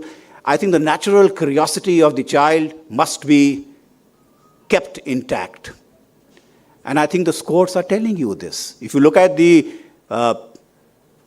Rashtriya Sarvekshan 2024 results, we were very happy. We were very happy to see that at the foundational level in class 3, the rural students in government schools have better learning outcomes than the urban and the private school students. But when you see the same score in class 6, it has reversed itself and it has gone down. When you see it in class 9, it steals itself further and it becomes even lower. So what is the reason that when you're going from 3 to 6, when your learning outcome actually should be becoming better, it is actually falling down? And in 9th, it goes down even further. This is a cause of worry, and I think everyone should be able to put their heads together and find out as to what is happening. The other thing which really caught my attention, and these are very interesting things, is that during the limited observation period, only 30% of teachers use differentiated teaching strategies to support children at different learning levels. And this is, I'm coming back, because there are children of all kinds of learning levels in your classroom. And yet, the kind of strategies which we are using in our classroom is not varied enough. 28% of teachers use TLMs effectively for demonstration.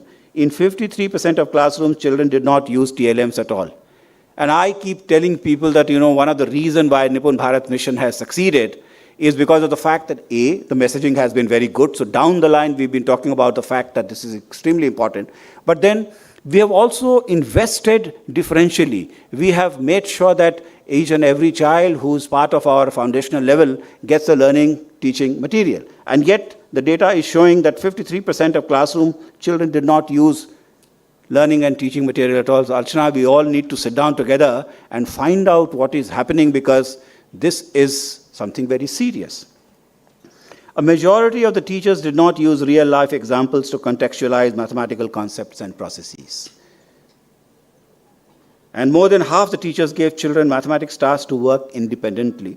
Overall, 16% teachers observed the children corrected their work and provided feedback. So again, coming back to the same point that our classrooms are not interactive enough. And this is something which we need to work with our teachers to get over it. You know, absorption of knowledge is never culture neutral. How you absorb knowledge to a very large extent is dependent on the kind of culture we are coming from and how our teachers expect us to perform.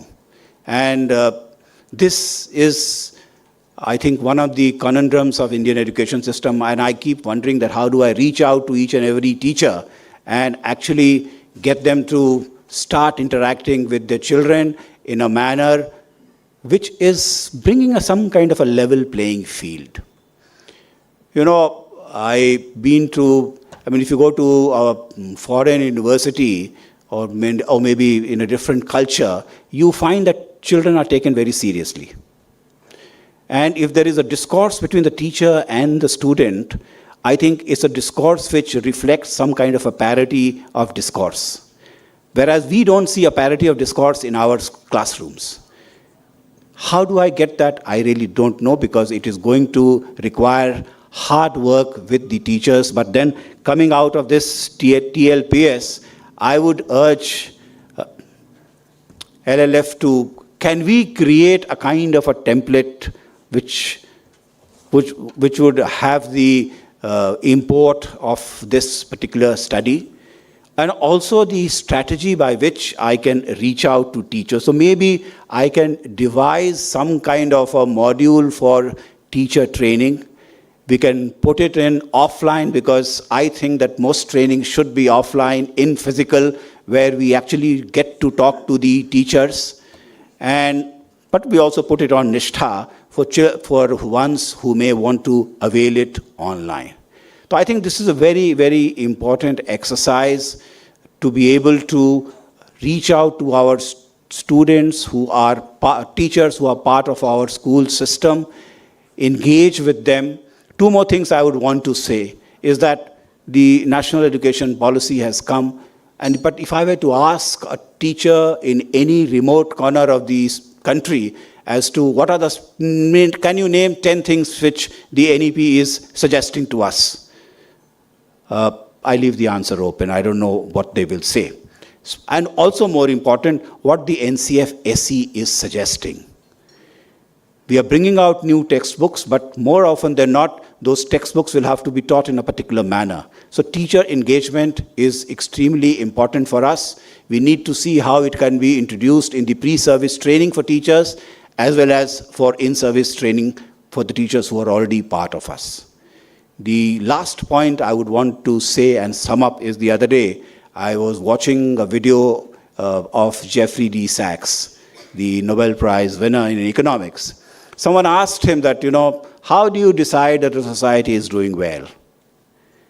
And he says, if you want to find out how a society is doing, you look for 4 things. The first thing he said was, find out whether children are learning well or not. Is the learning outcome there or not? The second thing he said that, is there an element of innovation in their thinking?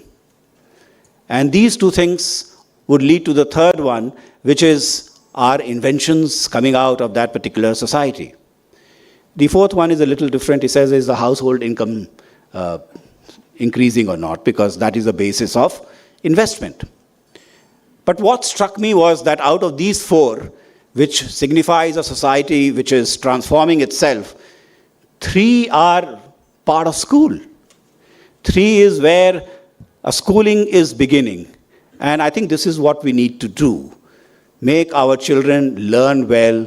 By and large, we have the access issues solved. Most of the children are in school, though there are concerns in the age group of 9, 10th, 11th, and 12th, where we are losing students. So secondary education needs to be strengthened. Each and every child needs to be brought back into school. But how do you make children think in an innovative way?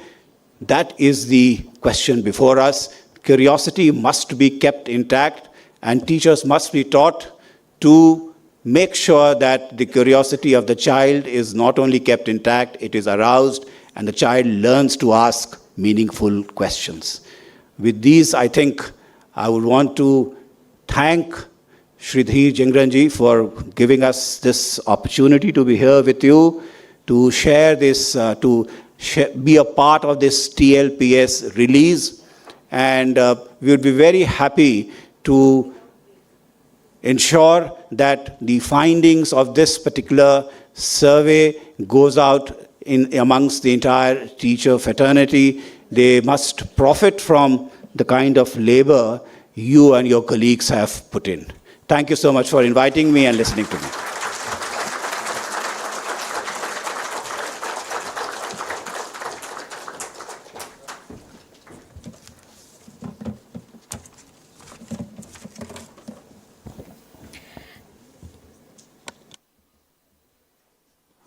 Thank you, sir, for sharing such inspiring and thought-provoking field-level insights with us.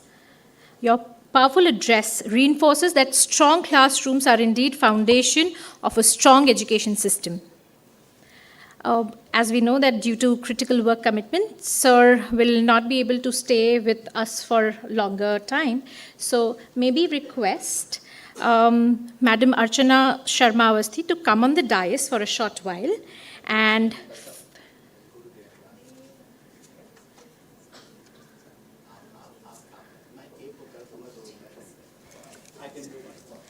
so we request both of you to kindly come on the dais and felicitate the esteemed government officials. We now invite the officials of all the states present here today in alphabetical order. Assam, State Program Officer, Teachers Training and Pedagogy, Samagra Shiksha, Mr. Rebuti Mohan Kakoti. Can we have you on the stage, please?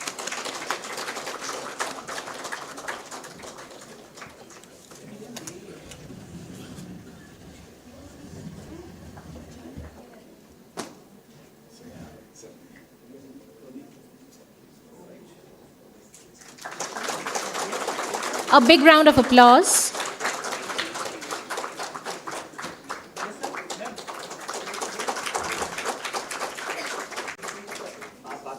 From Haryana, we have Director General Elementary Education, DGEE, Dr. Vivek Agrawal.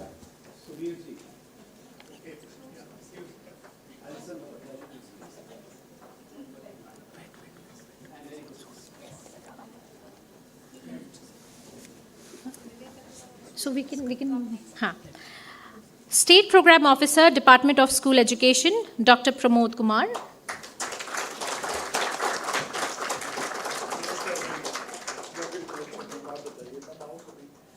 कहाँ कौन नहीं है? छत्तीसगढ़ नहीं है? कौन नहीं था? कौन नहीं था? कौन नहीं था?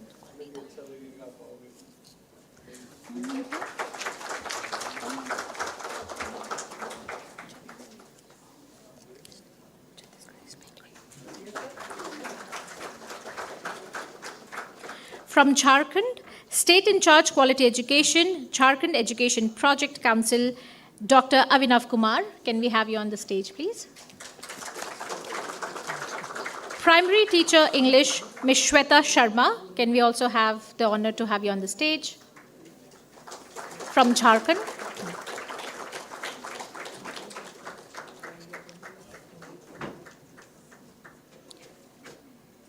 From Maharashtra, Education Officer, Primary, Mr. Sanjay Sasane.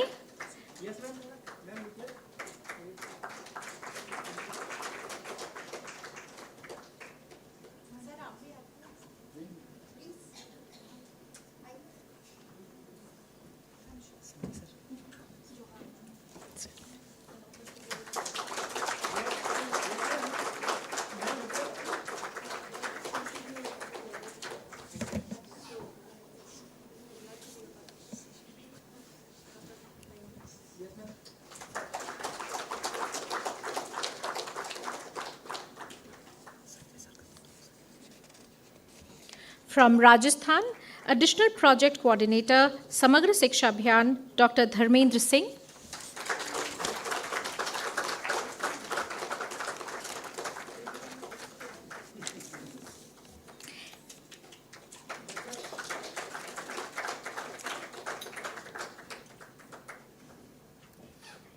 Additional Director, Project Coordinator, Samagra Shiksha Abhiyan, Mr. Rakesh Kumar Lata. Can we have you on the stage, please?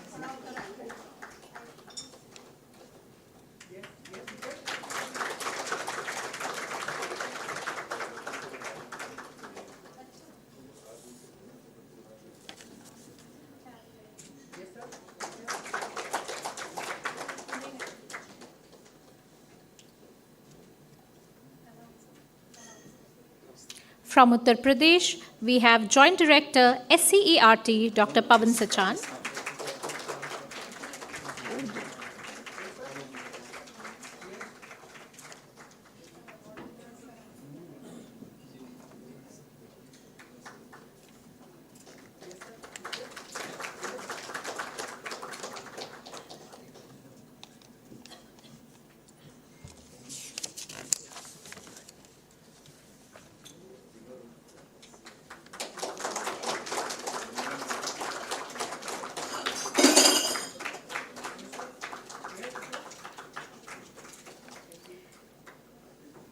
We request Director General Elementary Education, DGEE, Dr. Vivek Agrawal, to kindly come on this dais.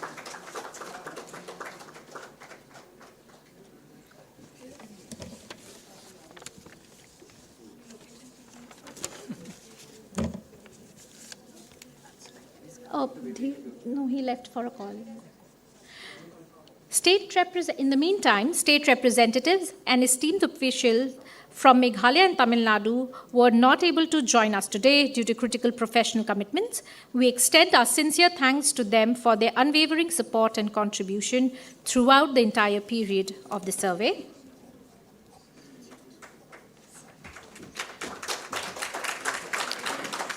Thank you all for your leadership and commitment to strengthening foundational learning. Your participation shows that improvement begins with openness, and your willingness to engage with evidence and reflection sets a strong example for collective learning and system-wide progress.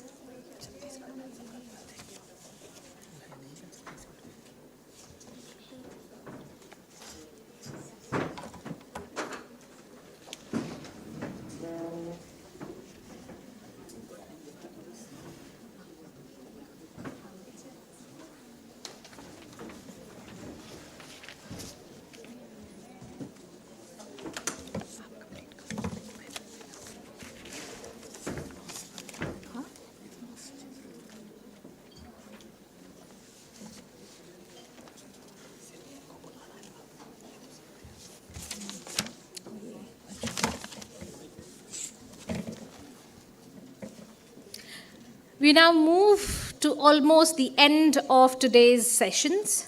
The next session is Expert Insights, a dialogue on the TLPS report. This session will be moderated by Ms. Shweta Lal, Associate Director, Continuous Professional Development, Language and Learning Foundation. Ms. Lal is an educational professional with over 2 decades of experience in foundational literacy, continuous professional development, and system strengthening. At Language and Learning Foundation, she leads large-scale, practice-focused professional learning initiatives for teachers and academic leaders, designing programs that strengthen instructional support and improve learning outcomes across multiple states in India. Joining this conversation today, we have Dr. Shailaja Menon and Ms. Shubhra Chatterjee. Shweta, over to you. Thank you, Supriya. Thank you. Good afternoon to the dignitaries, senior officials. Please, ma'am. Good afternoon to all the dignitaries, senior officials from the government, academic institution, partner organizations, and our respected guests. It's an honor to moderate this expert discussion and continue our dialogue on the Teaching and Learning Practices Survey. I'm delighted to be joined by an eminent speakers today. We have with us Dr. Shailaja Menon, who leads early language and literacy initiatives in Tata Trust. She brings rich experience as a literacy researcher and educator, having taught at University of Colorado, Boulder, and Azim Premji University. She has led the Little study on early language and literacy in Indian classrooms, is co-editor of several influential volumes on literacy and childhood, and is the first Indian juror for the Hans Christian Andersen Award 2026. We also have with us Ms. Shubhra Chatterjee, Director of Vikramshila Education Resource Society. With decades of experience working closely with state governments, teachers in classroom, she brings rich ground-level insights, foundational learning, particularly in early grades and mathematics. I warmly welcome both our speakers for this conversation. To begin, I would like to ask our first speaker, Dr. Shailja Menon. Ma'am, we heard Akanksha and our partners share key learnings and findings from the Field on National Teaching and Learning Practices Survey, based on observation from 9 states, 21 districts, and 1,050 classrooms. We'd like to hear from you the reflection on TLPS findings with specific focus on the classroom learning environment and language teaching practices. Thank you for this, the question, as well as thank you for the opportunity to be here today. So I just wanted to thank Dheer Jingran and LLF for conducting this important study, which really brings a spotlight on where we are today with our national mission to sort of improve foundational literacy and numeracy. So with NEP 2020, NCF 2021, and Nipun Bharat, we would think that we are well on our way towards improving foundational literacy and numeracy. Yet the TLPS has sort of made us pause and look carefully at where we are today, what are the gains, as well as where we still have a long way to go. So before I talk about the TLPS, let me just rewind to about 8 years ago in 2017, when I was disseminating the results of the LIRIL study, which was a longitudinal study conducted over 5 years in Maharashtra and Karnataka. There were many findings in that study, but I'll highlight 5 of the key findings that we talked about in 2017. The first is that children did not get enough opportunities to talk freely, and discussions were of poor quality. The second was that even though 2/3 of the classroom time was spent on teaching children Akshar Gyan in the early grades, children were not learning Akshar Gyan, even though the bulk of the time went into teaching Akshar Gyan. That means we were teaching decoding ineffectively. Third was that children were not being challenged in terms of their higher order thinking, comprehension, etc. The fourth was that children did not get opportunities to write enough, to compose, to express themselves, to communicate ideas. Writing was limited to spelling and copying down from the board. And the fifth very, very important finding was that teachers did not seem to be having enough subject-specific knowledge to teach early language effectively. Today, 8 years later, the TLPS findings pretty much, I mean, of course, it goes far beyond these 5 findings that I've mentioned, but these are 5 of the key findings of the TLPS executive summary that I was looking at as well. Children are not getting enough time to speak. The decoding instruction is ineffective in that the teachers only are able to teach it in one or so ways, but they don't have multiple strategies for teaching decoding.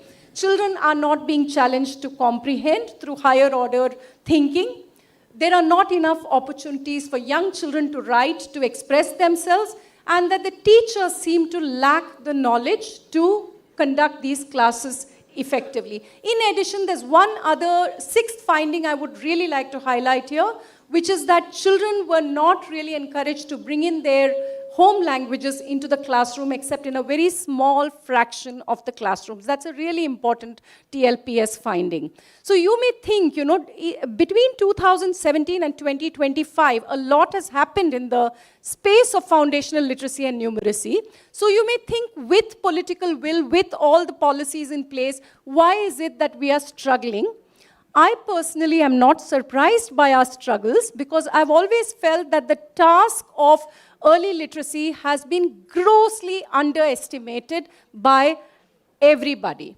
People seem to think that just because if if well-intentioned, literate people, backed by a few policies, can go out and change the landscape of this complex, heterogeneous, large, diverse country in a matter of, like a wave a magic wand and it's done. It is not so. And we would also be completely mistaken if we were to take away from this that we know how to teach literacy to children in our country and it's an implementation failure. Teachers, if we train the teachers well enough, the teachers will be able to do. This is not an implementation failure. It would be wrong to think of it as that. This is a system, it's a complex system. I was very glad when Shri Sanjay ji talked about cultural change. We are in a process of cultural change. We are a large, as I'm saying, diverse, heterogeneous collective trying to culturally change ourselves. And we do not know enough, frankly. The point is not that we know and the teachers are not implementing. That is a very simplistic understanding of the issue. We have to first acknowledge that we don't know enough to solve all these problems. We do not know, for example, how to accommodate children's home languages effectively in various kinds of multilingual situations in our country. We sometimes don't know what to do with their home languages. And likewise, it is not that we have enough rich children's literature floating around, but the teachers are refusing to bring it to the classroom. We don't, in many cases, have the literature required. So we are a system that is in process of complex change. This is going to take time, and we are going to have to be patient but diligent and keep exerting at different levels. This does not mean that we should not work with teachers. I'm saying we should not be looking for quick fix, simplistic solutions. We have to work with teachers, and with teachers, there's one, I'm sorry, may I take a minute more? There is something called pedagogical content knowledge that I want to speak about today, because there is an assumption, a commonsensical assumption that if I'm literate, I'm good to make other people literate. That is like thinking that if I know math, I can teach others math. There's a difference between the knowledge I have of knowing how to do something and the knowledge of how to teach it to somebody else. And that transforming the knowledge of what I know to how to teach that to somebody else is called pedagogical content knowledge, which is a term that was coined by Lee Shulman. And people have really underestimated the pedagogical content knowledge that teachers need to teach literacy effectively, early language, literacy, numeracy, all of this effectively, because it involves not just knowing how to read and write the script, but to anticipate, to understand how to bring somebody else into the literacy journey. How to, for example, do teachers know, do teachers themselves know about children's literature? Do they read enough children's literature? Do they know which poems to bring in, which stories to bring in? When they teach Akshar Gyan, do they know what difficulties children are likely to encounter? And if children encounter difficulties, do they know how to reteach it in multiple ways? And not just say, Dubara likho, Dubara likho. Reteaching is not repeating. And there is a lack of pedagogical content knowledge. Again, I say this is not just about telling teachers, be joyful, be child-centered, allow children to speak freely. All of this is needed, but it is not sufficient. There is a very specific set of knowledge bases that are required. And going one step back, away from early literacy and numeracy, there's a knowledge base on how to welcome diverse learners into the classroom, how to make them feel safe, how to make them feel valued, how to create learning environments in which foundational literacy and numeracy can work. So I would say that if we are committed to the cause of early learning, we should be committed not just to the cause of learning outcomes and student assessments. We have to be committed to the cause not just of training teachers, but we have to be committed to the cause of taking time, being resilient, being optimistic, acknowledging where we need to learn more, and help the system to learn more. So that is how I would, Yeah. Thank you, Dr. Menon. Your reflections clearly point out what needs strengthening in the classrooms, and definitely it's not such a simple problem. It's a complex area where we all have to work and strengthen the system. Moving ahead to Ms. Shubhra Chatterjee. Shubhraji, we would look forward for your insight from the TLPS finding with specific focus on lesson planning and delivery and mathematic teaching practices. So, okay, thank you so much for giving me the opportunity to come and speak, and also Vikramshila the opportunity to be part of this very important process. You know, after coming here today, I realize how important it is. I knew it, but you know, I somehow feel that there is going to be some impact and some moving forward, something very fundamentally important has been done. So I'm very, very fortunate. And I was also going through the report and also seeing the beautiful picture. You know, you see that a lot of surface level changes have happened. But while, you know, TLMs are displayed, some group work is there, individual work is there, all those things are there, present in the classrooms, but the instructional core remains weak. That is what she was saying. There is lack of instructional depth. That is not there in the classroom, and that is why I feel, I will come to maths slightly later on. Okay, let me come to maths. So I feel because of this lack of instructional depth, the concepts are not cleared in a way, so there is a reliance on chorus answers, the things like that, which shows that we are still, you know, have not come out totally. Though the teachers have been taught, have been trained, but they have not totally come out from that rote memorization, procedural fluency in maths. But, you know, there has always been a jhagda between conceptual clarity and procedural fluency. I don't see, just like in balanced literacy, I don't see why they can't go hand in hand.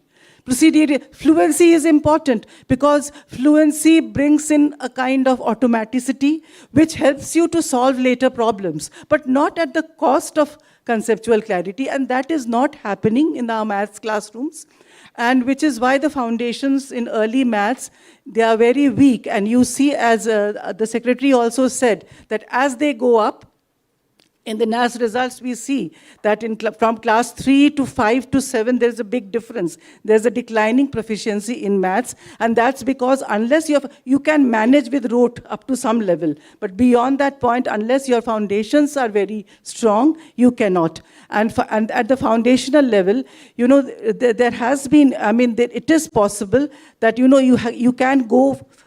The breadth and depth, both must be there. And even while you are teaching numbers 1 to 10, you can do so much, even while teaching only 1 to 10. You can do counting, addition, subtraction, the basic concepts of that, and also data handling. You bring in data handling, you bring in so many other things.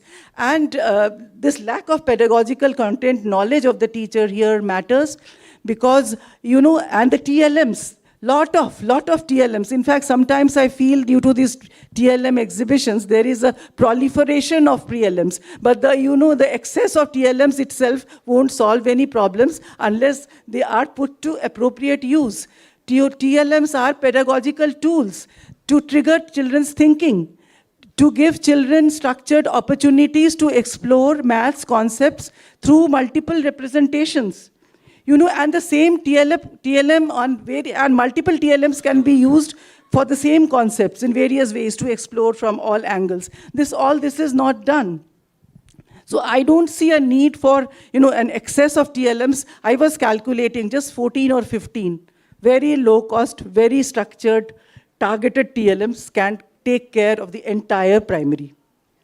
And that is not happening. And I don't really blame teachers. And here, when Shailaja was mentioning about the structural issues and the larger issues, there is still in the area of literacy in the past 30, 40 years, there is an evidence-based body of knowledge on how to teach the science of reading or how to teach early reading, which is not there in maths. It has just started happening after the recent findings of neuroscience. They are telling क्या बोल रहे हैं ना, prefrontal cortex develop करता है, क्या करता है, I don't know. But you know, there has been a lot of interest and some research, and we need to get hold of those kind of researches and the content and what they are saying and learn them ourselves and share it with our teachers. I do not blame the teachers at all. I feel it is not an issue of intent, it is an issue of content. Unko wo dena hai, so this is what I have to say. Thank you, Shubhraji. Thank you for putting your thoughts. Definitely, it's very important that classroom practices are more put into thought and beside the content and the TLMs that are in the classrooms. Before we conclude the session, I would request both of you to share one key takeaway or recommendation from the TLPS survey that can help guide meaningful action going forward. We can begin with you. One takeaway is that, the clear takeaway is that just focusing on learning outcomes minus focusing on other very important areas of change, for example, pre-service teacher education. This is like a big takeaway, an implication, not a takeaway, that we really need to be focusing on pre-service teacher education as well as research. So I've snuck in two implications of this one takeaway. Sorry. Yeah, Shubhraji, yours. My one takeaway is, I don't know, I'm very passionate about it. The TLPS has mentioned about 2/3 of the classrooms are multi-grade, and as a country, we are in denial. No one wants to talk about multi-grade. No, multi-grade nahi hai. And everything is planned for monograde instructions. Why don't we just start recognizing and take multi-grade as an organizing principle instead of treating it as an aberration? That is the reality. And have curricular adaptations around it. And TLMs also, use them very strategically. They are very good TLMs. In maths ka hum bol sakte hain, in the classroom of 4, the same TLM can be used like number line, आप fraction में भी use कर सकते हो, counting में भी use कर सकते हो. तो ऐसे हमको, we have to change our way of thinking and tackle multi-grade straight up front, and until we do it, teachers have a great burden on their shoulders. You give them monograde textbooks, monograde assessment, monograde TLMs, everything, and then expect them to deal with a multi-grade situation. Why are we doing this to our teachers? Thank you, our expert speakers, for sharing such thoughtful and grounded perspectives. Your insights have helped us reflect not just on what the data tells us, but on what it means classrooms and system going forward. I now invite Ms. Madhu Ranjan, Trustee LLF, to kindly come on the dais and felicitate our expert panelists. Ms. Ranjan brings over 40 years of experience in elementary education. She has worked with prominent organizations including Rajiv Gandhi Foundation, CEMD, CRS, and USAID, and from where she has retired as Senior Education Specialist and Team Lead. Her work spans government policy, implementation strategy, and program design, including participation in major review missions and consultation. Post-retirement, she has been advising and consulting on early language, early learning, and primary education with a wide range of Indian and international organizations. Madhu ma'am. Yeah.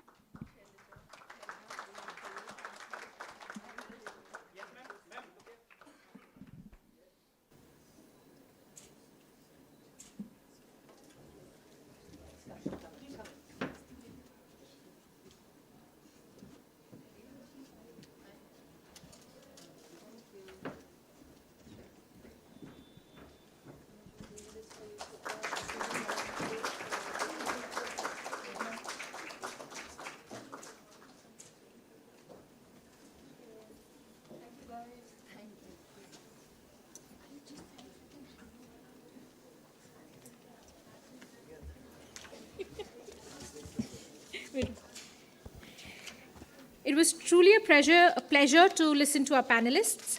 Thank you, Shweta, for thoughtfully and effectively moderating the expert session.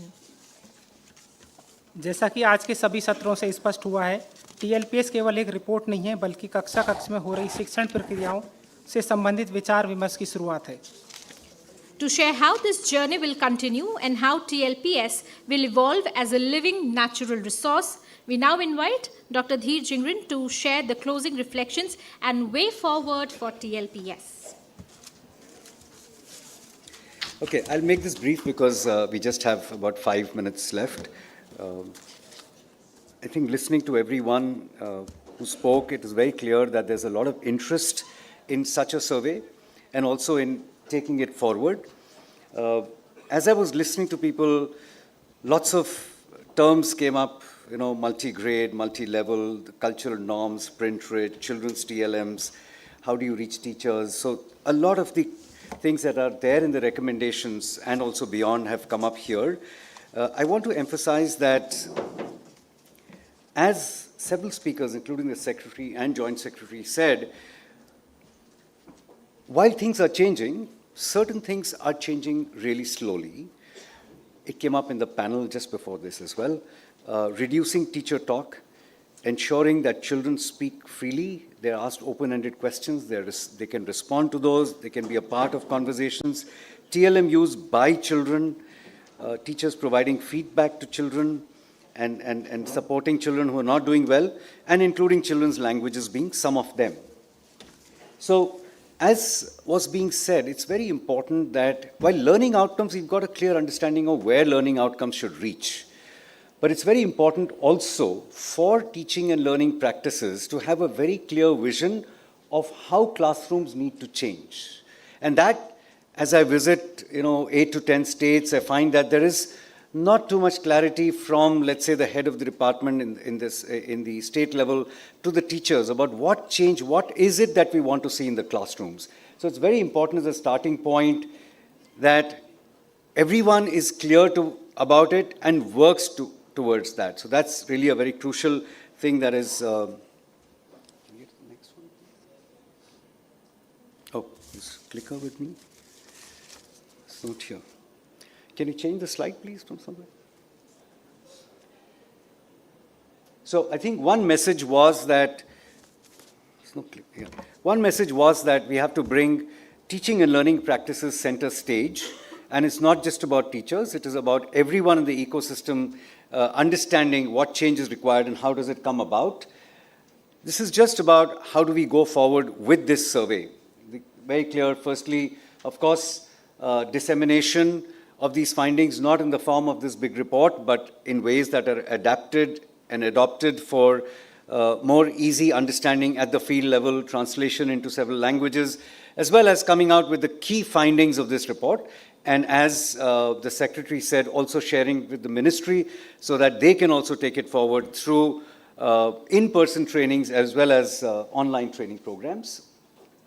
I think it also throws up, as Shailaja was saying, our contexts are so different and heterogeneous that it's important to have more decentralized understanding of what is happening in classrooms in very different contexts. Language is one of them, multi-grade as well. So I think it'll be great if TLPS can trigger off smaller studies that are owned at the district level or even below, research studies that are conducted by the DIET, by academic support staff, by teachers themselves.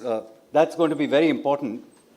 And the last point we want to say is this, that there will be another round which will include more states, but also include themes that have been talked about today, multi-grade, multi-level, including children's languages. We came across play-based as an important point. How do you have differentiated teaching? So some more in-depth work around certain themes that are going to be very important. So thank you very much for being here.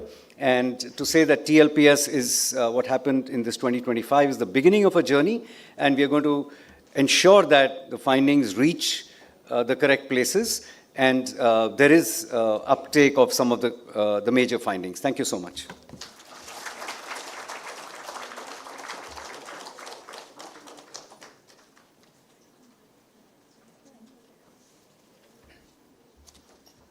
Thank you धीर sir.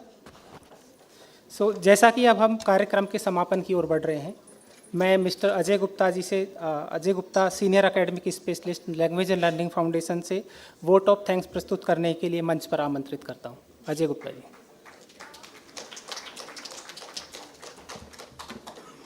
Thank you Sahdev. अब जबकि हम इस महत्वपूर्ण कार्यक्रम के समापन की ओर बढ़ रहे हैं, तो मैं लैंग्वेज एंड लर्निंग फाउंडेशन की ओर से आप सभी का हृदय से धन्यवाद करता हूं। सबसे पहले मैं हमारे मुख्य अतिथि श्री संजय कुमार, सचिव स्कूल शिक्षा एवं साक्षरता विभाग, शिक्षा मंत्रालय, भारत सरकार का गहन आभार व्यक्त करता हूं, जिन्होंने अपने प्रेरणादायी मुख्य वक्तव्य के माध्यम से इस रिपोर्ट के महत्व और इसके निहितार्थों को हम सभी के सामने प्रस्तुत किया। मैं मैडम अर्चना शर्मा अवस्थी, संयुक्त सचिव समग्र शिक्षा और प्रौढ़ शिक्षा का दिल से धन्यवाद करता हूं, जिन्होंने इस कार्यक्रम में अपने विशेषज्ञ दृष्टि और विचारों को साझा करने के लिए हम उनका बहुत आभार व्यक्त करते हैं। टाटा ट्रस्ट से miss Amrita Patwardhan, head education Tata trust का भी मैं विशेष धन्यवाद करता हूं, जिनके सतत सहयोग और मार्गदर्शन के बिना यह अध्ययन संभव नहीं हो सकता था। टीएलपीएस रिपोर्ट के लॉन्च के इस अवसर पर एलएलएफ के संस्थापक एवं कार्यकारी निदेशक डॉक्टर धीर जिंगरन के प्रति हम अपना हार्दिक आभार व्यक्त करते हैं। इस अध्ययन की परिकल्पना से लेकर उसे मूर्त रूप देने में आपकी दूरदृष्टि, अकादमिक नेतृत्व एवं निरंतर मार्गदर्शन ने निर्णायक भूमिका निभाई है। मैं न्यू कंसेप्ट का भी दिल से आभार व्यक्त करता हूं, जिन्होंने इस रिपोर्ट पर अपने बहुमूल्य सुझाव दिए और इस रिपोर्ट को इस रूप में डिजाइन करने में मदद की। आज के एक्सपर्ट पैनल का भी हम धन्यवाद करते हैं। आपने बहुत ही स्पष्टता के साथ अध्ययन के निष्कर्षों और आगे की दिशा के बारे में अपने विचार साझा किए। आपके बहुमूल्य समय और मार्गदर्शन के लिए हम आपका हार्दिक आभार प्रकट करते हैं। हम अपनी सभी पार्टनर संस्थाओं के प्रति हार्दिक आभार व्यक्त करते हैं, जिनके सहयोग और सहभागिता के बिना यह अध्ययन संभव नहीं हो सकता था। मैं विशेष रूप से एनसीईआरटी, राज्य सरकारों, एससीईआरटीज तथा समग्र शिक्षा की सभी टीमों का हार्दिक धन्यवाद देना चाहूँगा, जो अधिकारी आज यहाँ उपस्थित हैं और जो किसी कारणवश नहीं आ सके। आप सभी के भरोसे, सहयोग और मार्गदर्शन के कारण ही हम ये अध्ययन पूरा कर सके। आपका बहुत बहुत धन्यवाद। इसके साथ ही मैं उन सभी जिला और ब्लॉक शिक्षा अधिकारियों, स्कूल प्रमुखों और शिक्षकों का भी धन्यवाद करता हूँ, जिन्होंने हमें इस अध्ययन के लिए अपने स्कूल और कक्षाओं में आने की अनुमति प्रदान की, साथ ही अपने अनुभव और विचारों को साझा कर इस अध्ययन को बेहतर बनाने में योगदान दिया। टीएलपीएस में शामिल एलएलएफ की central core team, Haryana, Chhattisgarh और उत्तर प्रदेश राज्यों की टीम का भी मैं आभार व्यक्त करता हूं, जिन्होंने इतने बड़े और जटिल अध्ययन को स्पष्टता और संवेदनशीलता के साथ क्रियान्वित किया। एलएलएफ की monitoring, evaluation and learning team ने डेटा कलेक्शन, रिव्यू और विश्लेषण के हर कदम पर डेटा की गुणवत्ता को सुनिश्चित करने में अहम भूमिका निभाई। इसके लिए उनका बहुत आभार। एलएलएफ की कम्युनिकेशन टीम का भी मैं विशेष रूप से धन्यवाद करता हूं, जिन्होंने इस अध्ययन की सोच एवं संदेश को विभिन्न मंचों तक पहुंचाने और आज के कार्यक्रम की संकल्पना और उसके आयोजन में महत्वपूर्ण भूमिका निभाई है। अंत में आज यहाँ उपस्थित सभी अतिथियों का धन्यवाद, जिन्होंने अपने समय और सहभागिता से इस कार्यक्रम को गरिमा प्रदान की। हमें पूरा विश्वास है कि टीएलपीएस केवल एक रिपोर्ट नहीं, बल्कि भारत के प्रारंभिक कक्षाओं के शिक्षण अधिगम प्रक्रियाओं को बेहतर बनाने की दिशा में एक मजबूत कदम है। आप सभी का एक बार फिर से धन्यवाद।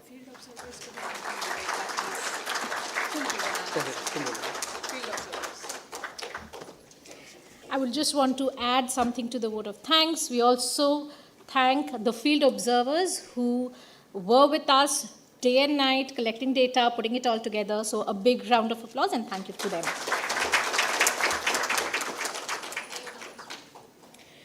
With that, we have come to the close of today's program. हम आशा करते हैं कि आज की यह गहन चर्चा आने वाले वर्षों में न केवल शिक्षण प्रक्रियाओं बल्कि नीतिगत संवादों को भी नई दिशा और प्रेरणा प्रदान करेगी। We now invite everyone to join us for tea and informal interactions outside the auditorium.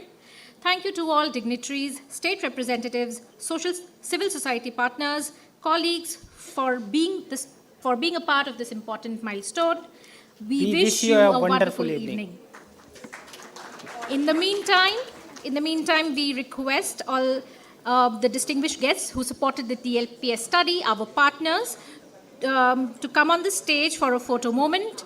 We request Dheer, Akanksha and Ajay to stay back for a photo moment. Representatives from Madhi, Quest, Educational Initiative, CMF, Vikramshila Education Resource Society and Tata Trust.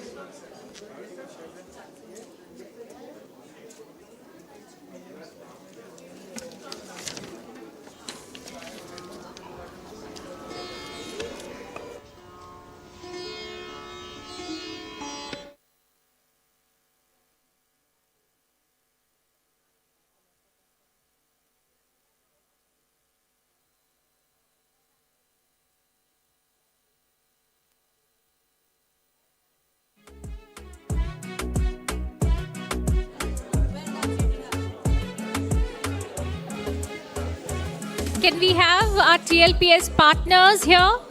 All the members? CMF, Educational Initiative, Madhi, Vikramshila Education Resource Society, and Quest and Tata Trust.